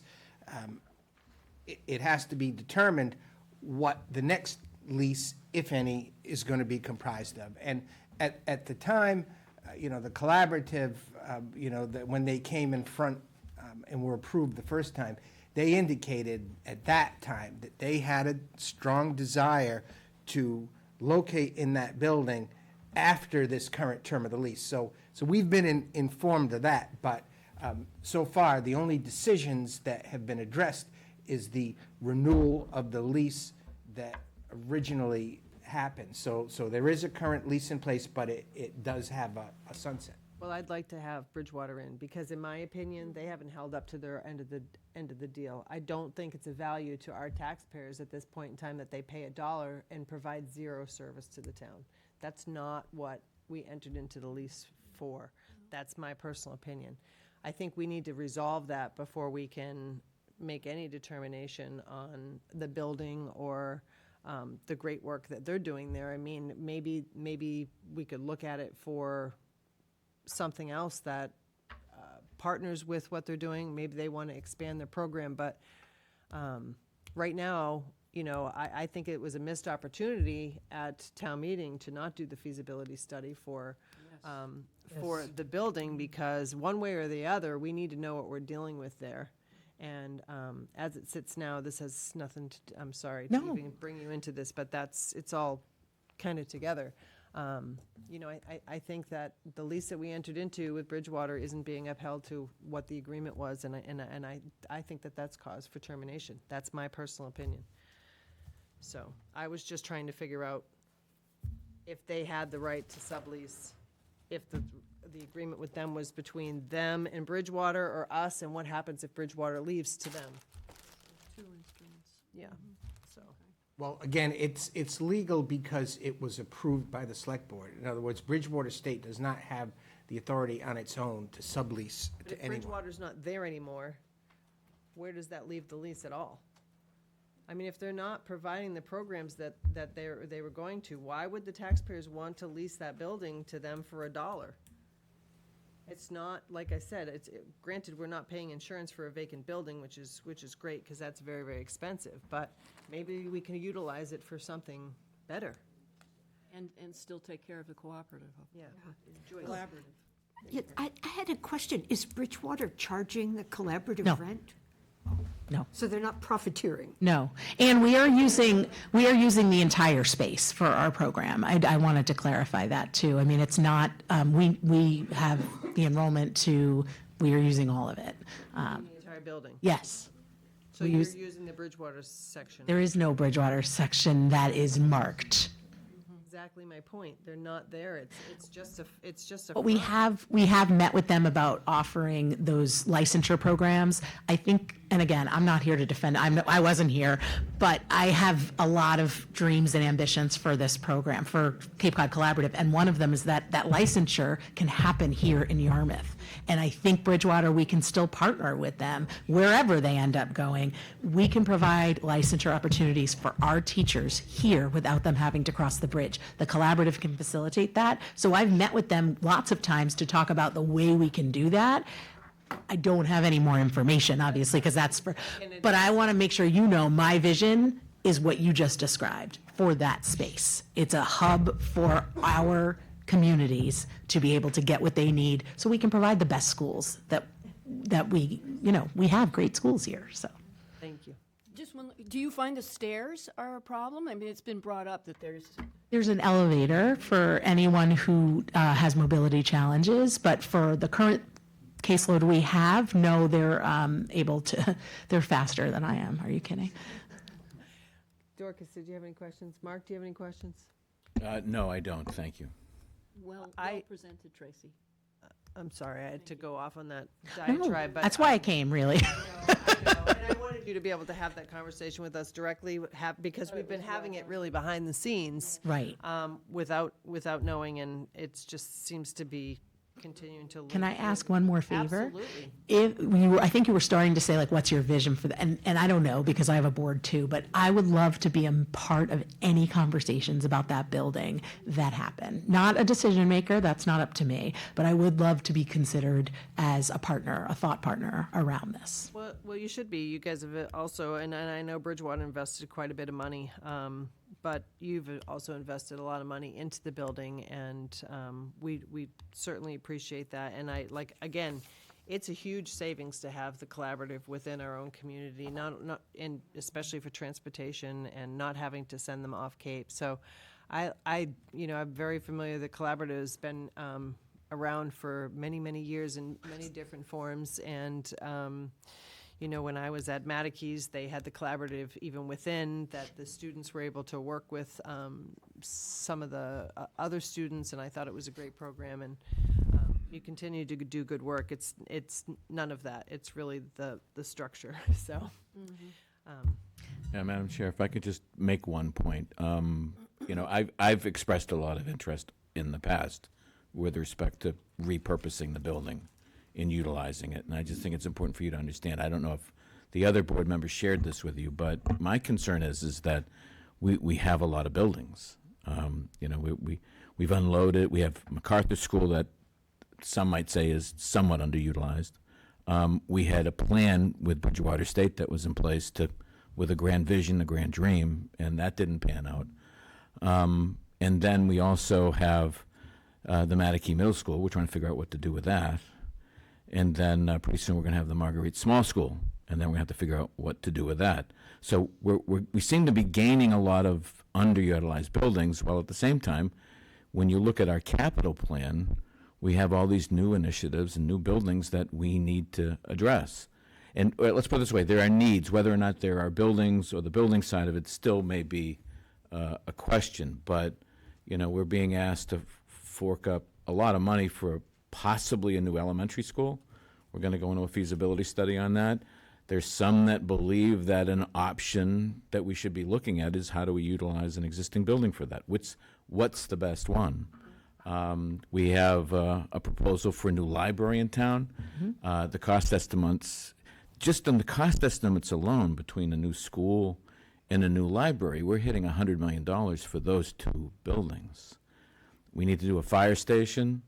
So our challenge is how do we address some of these other major needs in the community? And we're not a rich, in spite of what people up at the State House might think, we're not a rich community. We're really not. We have pockets of wealth, but this is a town that, you know, these kinds of investments, these decisions are very tough. Yeah. So I've been making this point, and others on the board have sort of weighed in somewhat sympathetically, that we as a community owe it to our taxpayers, to the voters, the people in town, to really look long and hard at all of our options in terms of how we address these needs. And so in that context, that's how, you know, we've come to discuss the MacArthur School. That's not to suggest that there aren't important things going on there now, and there's certainly services that, if can't be provided there, we obviously have a direct interest in making sure that they're properly delivered and done in a way that's convenient for the families and the children involved. But on the other hand, we have this other big problem, and that's what we're wrestling with. Yeah. And it's not an easy one. It's not unique to Yarmouth. I mean, I'm from Mashpee, where I worked for 8 years, and I live, and on the Cape, it's just the reality of it. I would encourage you, though, to look at what's happening at the MacArthur School, not as underutilization, because I think you were out of the room when I said it. It's full, and come over anytime. That's relatively new information So, about it being and that's full. where that being that thought partner and having the conversations, I think, is just so valuable, so that we actually are having real time information being shared. But I get it, and I'm just here to say thank you for letting us, you know, serve the kids in your community, and if I can be of any service to the work that you're doing to support that mission, I'm here for that. Well, one of the things that we may be asking you to do is submit a bid on the building when the lease comes up, and to make a real, I mean, I think it would be incumbent on the organizations involved in serving the collaborative to figure out, you know, a good proposal. Yeah, for us to those are consider. the public school districts. That's who runs the collaborative is the public school districts. So that's the group then. So they would need to come, your They town would need to come up together, with that And they'd funding. need to make a proposal. 'Cause Yeah. I think when the lease comes up, we may have to go out to bid again. Yeah, and again, I'm just excited to be in the room while we have some of these conversations. Glad that you're here, because quite frankly, things have been going on over there, and we've been sort of somewhat in the dark. We haven't been really kept abreast. And it's great that you're here, and you know, hopefully this will be the first of many meetings and discussions. Like I said, I feel like I live here now. I've been here a lot, so. And I'm sorry, I know it's super late, so I apologize for, thank you though. And I am gonna go home, and hopefully, Matt, you're making dinner. I hope he heard that. Great, wonderful. Thank you. Okay, so next up on the agenda is the resolution discussion, and it says possible vote. It's over here. And one of the things I didn't get to say when we had public comment is we have a whole packet of letters that are public record for and against many. So I don't think we need to read them. They are very reflective of all the points that were made tonight, both for and against. So I'm not sure where the board would like to start with the discussion. If I could, Madam Chair. I'd first like to thank the 26 people that spoke tonight and all the other people that did come. And as our chair has mentioned, we've heard from a great number of the community as well. So we've heard the passion, and forgive me for stepping up and acting like the kindergarten teacher for some of you, but kindness is something that I think of very strongly. Just jumping in with this, to me, there are kind of like two ways to look at this. There's the heart and the head. You know, the heart wants to go one way, but the head really needs to be more practical. And for me, personally, I look at what is in the best interest of our town. And when I look at that, have to see that in the resolution, as has been stated by many people tonight, information that already has been provided by the Constitution, by other laws. It's a reaffirmation, in essence, of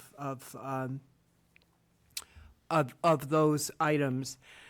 And I get concerned just from like what I saw here, what I saw in the emails that were coming into me, what I've seen on the local radio talk shows, that well-intentioned things can be misconstrued.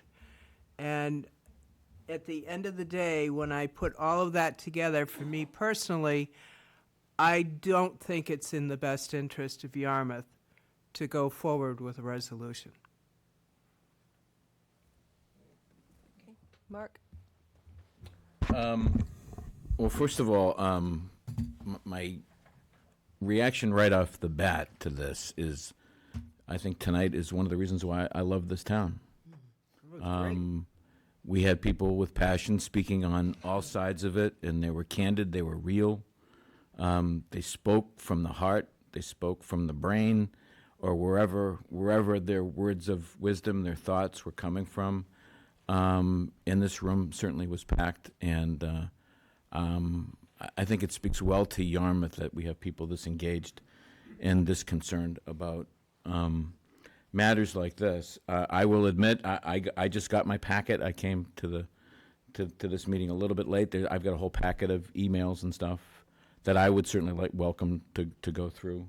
There were a couple of speakers that were somewhat critical of the resolution, that thought that we could benefit from having some words of wisdom from council to look at some things, to scrutinize some things, to make sure that some issues are carefully looked at. So I'm very comfortable with doing that, and that's sort of where I'm at. I'm sort of in the process of still deliberating on this, because several speakers actually came up with some very thoughtful questions and concerns about the resolution, and perhaps what might be called unintended consequences. So from my point of view, I think it's important to pursue those questions and make sure that we get clear answers on them. So that's where I'm at. Joyce? I listened very carefully, and I did get to read the letters back in the packet. I guess I feel that no document other than the U.S. Constitution is so capable of having things projected onto it as this resolution. Certainly, it sounded as if people were talking about all different things sometimes in the public comment tonight. That said, I see this resolution as symbolic, but I also see it as practical, as a statement about how we treat people in this town. It does not change anything in the law, doesn't change anything in Yarmouth law, state law, federal law, doesn't change anything that our police are already tasked with. In fact, we have a model of community policing. If anything, if Yarmouth police accompanied certain masked agents going about the country, none of the horrors that we read about would happen. No, I mean, I have great faith in the Yarmouth Police Department. And I have great faith in their ability to reach people, because one of the things that I became very aware of in this whole discussion of the last couple of weeks is how badly we miss the register, how badly we miss having a local paper where people can write in with opinion pieces and have a dialogue. And I do shudder to think of that going only to Facebook or to talk radio, but there you are. I did feel some people tonight had information that was incorrect. And I guess the question of misconstruing, although it's an important one that Mark raised, I don't think that that should be held against the resolution itself. I think many things are capable of being misconstrued, and I frankly think that our Constitution has been misconstrued back, forth, and up and down in the last few years. So I'd like to say that I appreciate all the effort that was put into this resolution. I appreciate the good faith that went into it, but I don't think it's just good faith and good heart. I think it is also good brain, and I am absolutely for this resolution. Liz? Yes, I will also be in favor of the resolution. And I wanted, again, some of the misinformation. It was the letters that we got after I brought the resolution that was in our packet to the select board and said, gee, we have this resolution that's been proposed. What do we want to do with it? And it was basically nothing. Well, then we got a flurry of letters and emails. So that's what brought it back to the table. And that's why we're where we are now. And I was very happy to hear everybody, opponents and proponents. It was really an opportunity to have everybody get together and talk. And I'm not going to repeat the fact that it has no purpose or power other than to send a message. But I also, one big misinformation that I want to clarify, and this is because I had the experience of visiting the Brazilian Resource Center when this came up, to talk to Michael Messinas, who runs it, he's the executive director, about, is there a problem? Are you experiencing stories, issues, problems? And he told me a heart-wrenching story that is absolute fact, and it exposes a gap between an immigrant coming in and trying to get everything in line, the query review, the license, the Social Security application, everything. He's on Cape. He went to Target, and they picked him up, and they took him away. He had a 3-month-old baby. They took him to New Hampshire first, then to Georgia, then to California. They didn't have his phone number because his phone was taken. He was allowed to call them and speak from all these different locations for a couple of minutes during the course of this trip that he took. I don't know how it's resolved itself, but that's where, yes, is he illegal? Yes. Is he trying to become legal? Absolutely. And he's done everything right. And he still got picked up and taken away. And it's the system. The system is not working right. And that's why this affirmation doesn't change any of that. It just is a message of hope. And it is the season of love and giving. And I think it's the kind of the right thing to do. I was, one of the letters from an opponent said, why didn't you take in all of the immigrants? And frankly, I did. Back in the 80s, I took in a young woman from Costa Rica and got her legal. I sponsored her and made her legal. So I'm in that world of, I see value in a lot of the immigrants. Clearly, they are what founded this country. We're never in this room, in this town, going to reach unanimity on this subject. It's clear. So is that a reason that we just table this and don't do anything about it? I don't think so, because I know you're all shaking your heads, yeah. But I have to disagree, because I think that, unfortunately, there was no unanimity about us freeing the slaves either. So unfortunately, that there is a parallel there, and I think we have to vote, I have to vote my heart, which is there are some really good immigrants who are not being treated right now because our system is kind of messed up. Well, I appreciate your comments, and while all of those facts may be true, this changes unfortunately, none of it. I agree. Absolutely none of it. So the letters that I read that talked about, people are fearful, this does not help that. This changes nothing. I mean. It changes the mood. I mean, I think our immigrant population is wonderful. The ones that are here lawfully, I agree. They add a lot to our community. Mr. Messinas was here tonight. I've spoken to several people in the immigrant community that they're not in favor of this because they think it's a false sense of security. It's not going to change anything. I read the letters where people are afraid of their people are in fear with their cleaners. Is that terrible? Yes. But this is, we take an oath here to uphold the Constitution. And the Constitution is clear. While you may think it's not, I feel like it's a very clear document to me. Constitution's clear.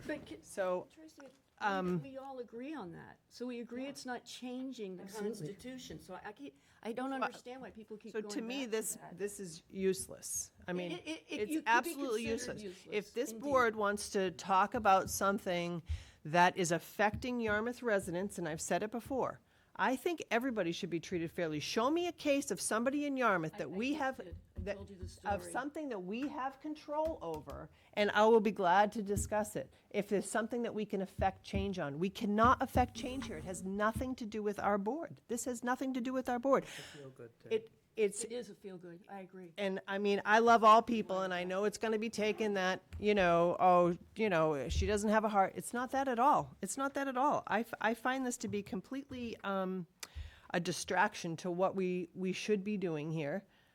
I have never been told of anybody in Yarmouth being treated poorly about something that we can actually control. That's what I'm here for. I want to affect people's lives in Yarmouth to be better. So give me a case. No, ma'am, we're not doing that.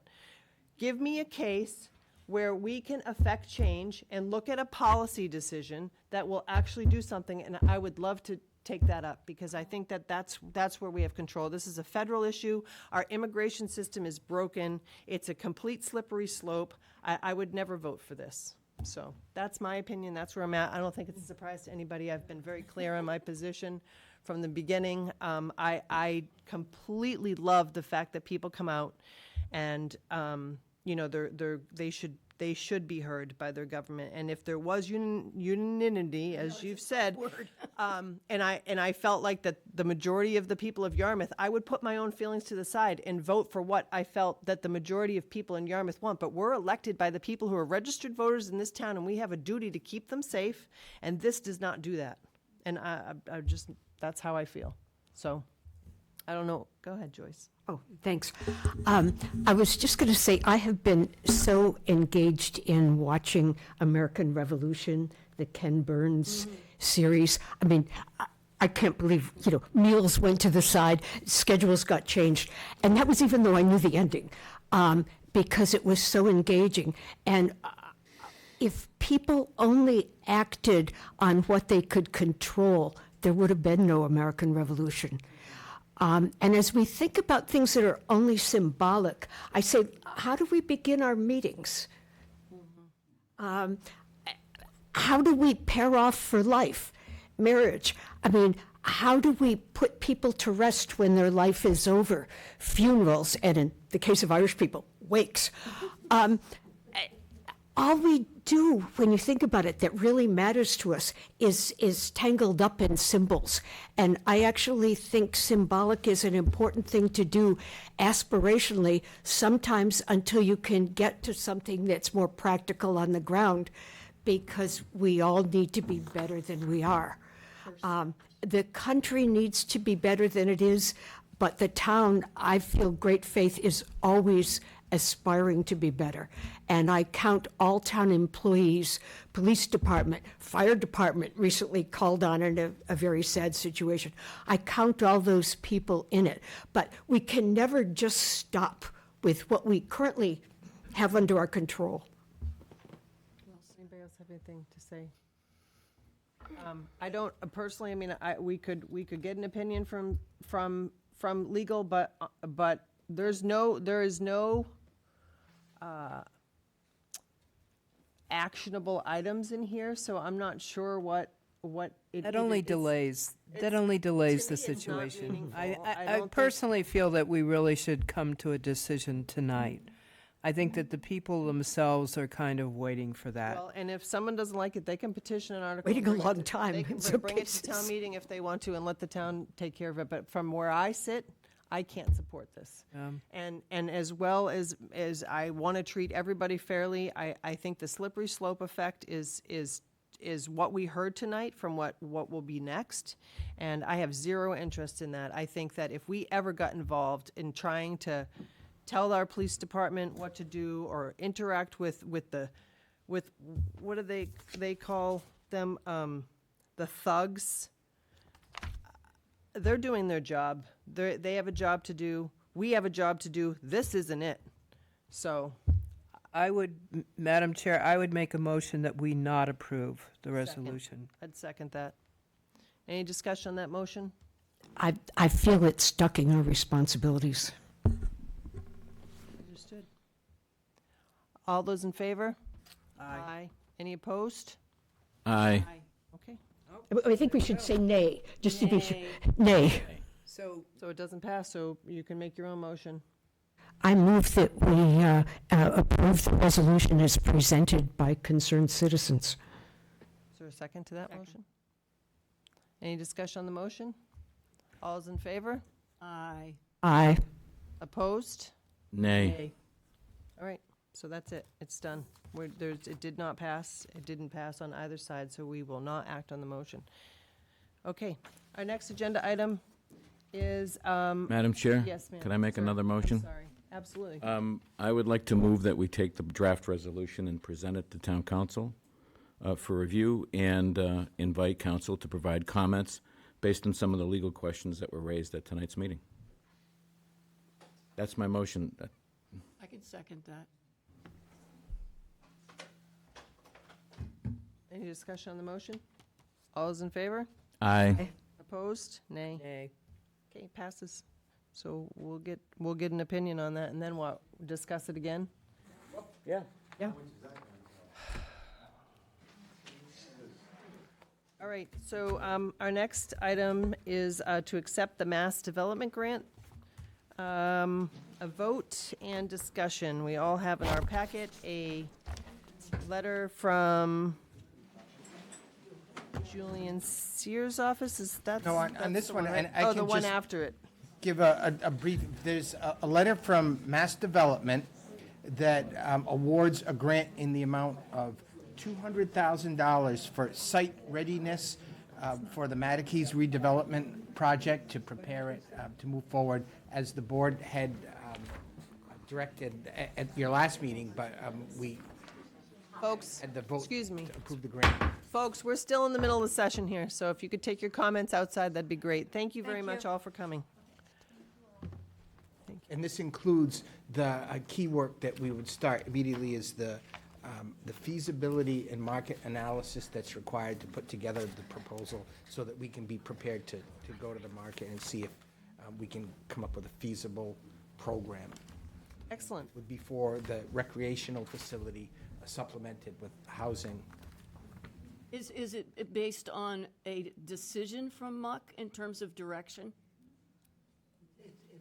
No. The MUC made their initial presentation to the select board, and the select board gave us some guidance. Back, and where are we now? And so we received a grant, and this would enable us to accept the grant, and then we would move forward with a market and feasibility study. To determine which, for instance, of the 5 scenarios we're going forward with. Is that right? No, not Partial housing, or whether we reserve the Was it down to property? 3, maybe? Well, it's more than that, but reserve the land for Emmy Small, sequestering that. Where are we with those kinds of decisions? What we're going to be doing initially with this is studying the development of a proposal for a recreational facility. And at this point, we still have, Emmy Small School is there. That property is not part of the recreational facility. Okay. But we need to do the market determination as to whether that use is a feasible use financially? Can we put a program together for that? Is there the demand? Does the market, would it And would it support it? help guide the size of this recreational center? Absolutely, Okay, yes. I got you. All right, is there a motion to accept? So moved. Second. Any discussion on the motion? All's in favor? Aye. Any opposed? Nay. Okay, that passes unanimously. All right, resignations, board and committee actions. Thank you, Madam Chair. Came up just like that, we just flew to it. Because of the hour. I figure you're going to get us out before 10, but I don't want to be a part of delaying 1 minute. Well, I suggest that the board accept with thanks the resignation of Caitlin Shea from the library board. So moved. Second. All in favor? Aye. Okay, thank you, Caitlin. Then 2 appointments, one to the Age-Friendly Committee, Marguerite Newcomb. This would be a regular 3-year appointment that would expire at the end of October 2028. Second. All in favor? Aye. Okay, and our final piece of business is our first appointee to the Public Art Committee. Wonderful. Oops, Yes. I haven't read it, sorry.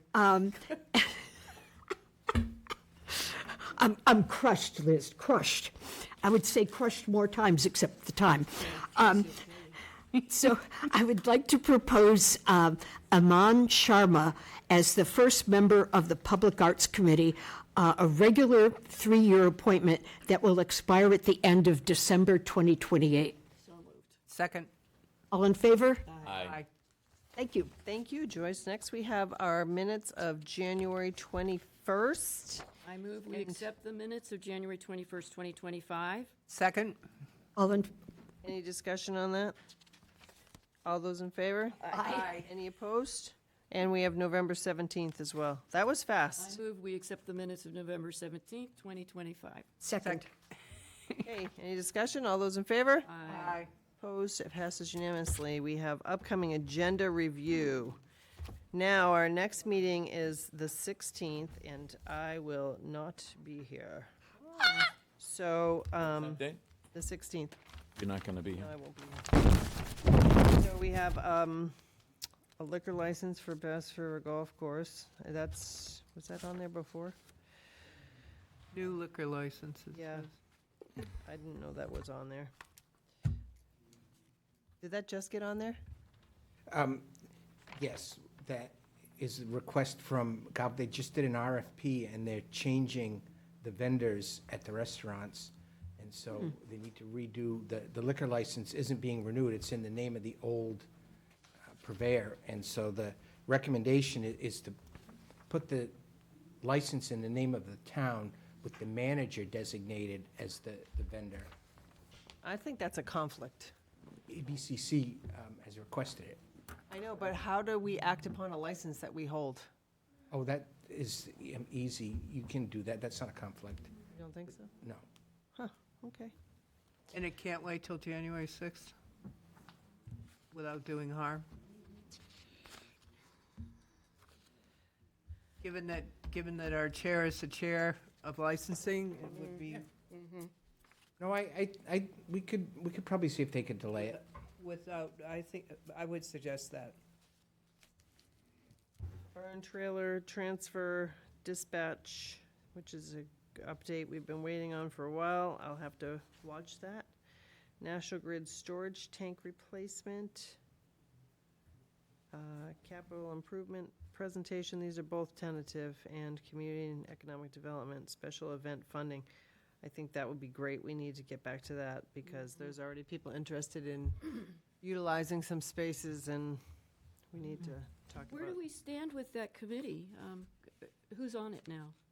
Megan was going to give us an update on all of that. And in fact, we just had a meeting about that, so we'll be prepared to give an update to the select board. We have a recommendation to move forward reorganizing the Economic Development Committee, the Economic Development Function.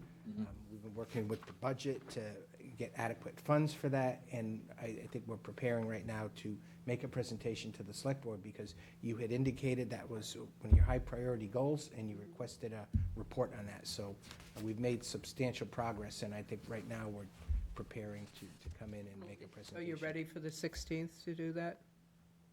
Because that's basically, that's down now tentatively? Yeah, tentatively. Can you do it on the 16th, or do you want? I think, quite frankly, I think it would be helpful if everybody's here Yeah. for that Yeah. discussion. I was thinking that part of it, we would do the first meeting in January. If we could, that would be great, No. because I don't think Tracy should miss that. No, I one. wouldn't Right. want Tracy to miss it The either. one issue that I'd like to put on this agenda is a discussion on the feasibility study for the school. Oh, feasibility and communications. Yeah. We need to get that on the agenda coming up, a communications plan. And I'd like to have an update from the new energy manager, maybe the first meeting in January, so you'll be here, because some funding deadlines come up in spring.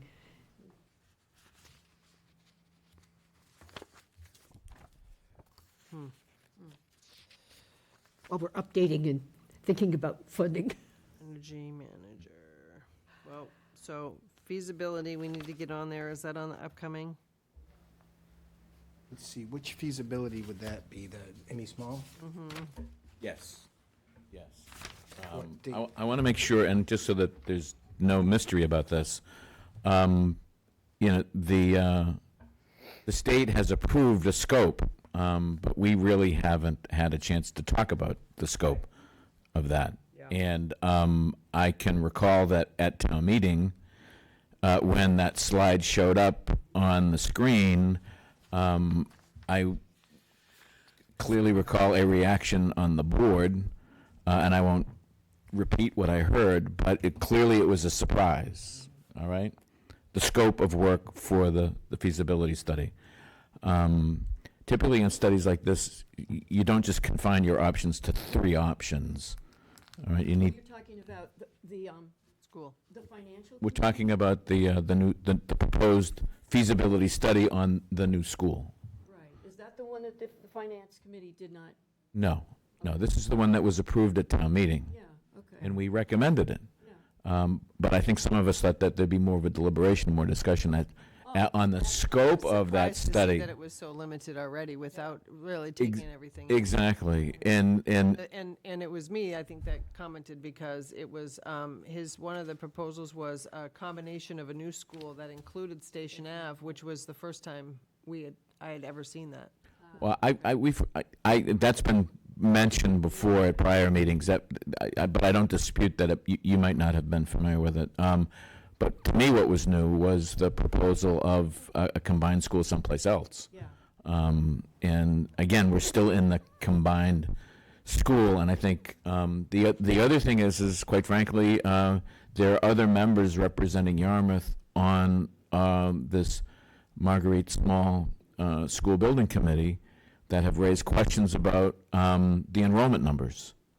And so, and just as an FYI, we're not the only ones that have raised questions about enrollment numbers. There are numerous news reports in other communities about enrollments dropping dramatically. And so I think what I'm hearing from the other members, Richard Simon, one from the Finance Committee, and Will Rubenstein, is that we need to look at a no-build option, because they're of the opinion that we may have plenty of school building space if we realign the space configuration. And that may require having to revisit, which is what the chair has talked about in the past, about revisiting the school agreement, because that might require some collaboration and deliberation and agreement on both Dennis and Yarmouth's part. So I think Will Rubenstein and Richard Simon have put a tremendous amount of time and energy into this. As I've mentioned to you, I'm happy to represent the board on the committee, but I think at every significant milestone, if there's something that comes up, I want to have a board discussion. So I think we should invite Richard, we should invite Will Rubenstein. Kurt Sears is the vice chair of the committee, as well as the superintendent, and there may be others that have an interest in this. I know, for example, if we're going to be thinking about building a new school combined with Station Ave at some other location, then I'm not sure what the other location is other than the Matakey's site, and we already have a process underway. We did set aside, we agreed to set aside. Whether or not that's sufficient enough is an open question. I don't know if that's sufficient enough, but I'd like to think that they should at least be in the loop. So can we put that on for January 13th? I think what I'm concerned about is I feel like to some degree this study is a bit of a runaway train. But it was last time. We've been down this road. Okay, well, that's why I was And I pitching know that, we need to- that's why I was pitching that we put it on for the, for this, as soon, as soon as possible. Okay. And I think, quite frankly, I think we can have a very good discussion, get a lot of good information on the record. Madam Chair, I mean, it would be great if you could be there, but I understand you can't. But what I think the deliberation and recording it, I think will be of real value to everyone, including others in the community that are interested in this whole decision. And so, I'll watch the meeting, I just yeah. can't be there. So- I have one concern that I would like to see placed on the December 16 meeting, and that's in regard to the library. That one is time-sensitive because my understanding is that the grant has to be submitted December 31st. Well, And- and we have to sign off on that, and that's not anywhere on any of our upcoming agendas before the end of the year. So we've got to figure out I have no problem attending a special meeting on that one. The other question is do you want to have the hear from the public on the proposal? I thought we did already approve the grant. Application to submit? Application? No. No, not to, we've approved the process, but we never approved the actual. The application submission is going to go to the state with a proposed design for a new facility.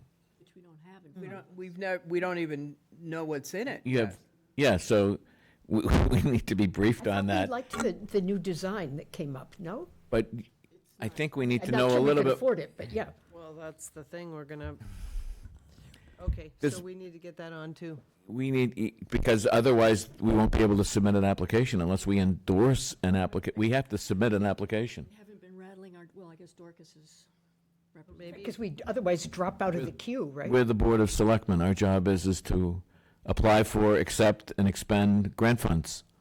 And, The best interest of the town. exactly. So that prompts a discussion. And I will admit, I watched the video of the last meeting, quite frankly, and I was a bit disturbed at what I heard at the meeting about this idea that there's no commitment to having a West Yarmouth library. Could I That's- suggest, before you go any further, that we don't have that on this agenda? And why don't we just hold those conversations for December 16th when the library is an agenda item? Fine. Dorcas, I'm you just just kept us saying. out of jail. I'm just saying that. I'm just I'm saying. not proposing a deliberation. All I am saying is I No, but I heard. mean, even bringing up It's stuff speaking now. to the urgency of having a briefing. Right, well, thank you. Right. That's where That's I'm coming why from. I'm saying we should put it on for December 16th. all right, so December 16th is gonna be library, Bob, and feasibility discussion. And then communication plan and energy manager, we're gonna have to put, I have First one you're back for. no problem putting those on hold. all right. Anybody else have anything else on the agenda? Okay, moving on. Individual items. We have some stuff here that,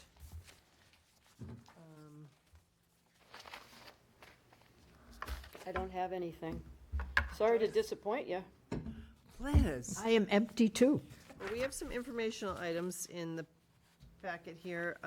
One of the things that I'd like to talk about is the wonderful thing that the Yarmouth Health Department is doing with the Giving Tree. And I just stopped at the Oh, Giving Tree yes. on the way here, and there's, I think, only 3 families left that are in need. So if somebody stops by the town hall downstairs by the health department, there are, I think, 3 tags left of students or families that you can purchase a gift for and drop off here at the health department, and they'll get it to the student that's in need. And I think they got that information and the need through the school department. So that's really great that we're taking care of our students.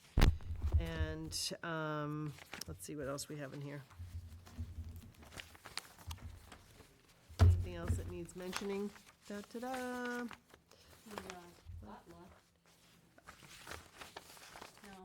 Potluck, staff. The public doesn't need to know about that, though.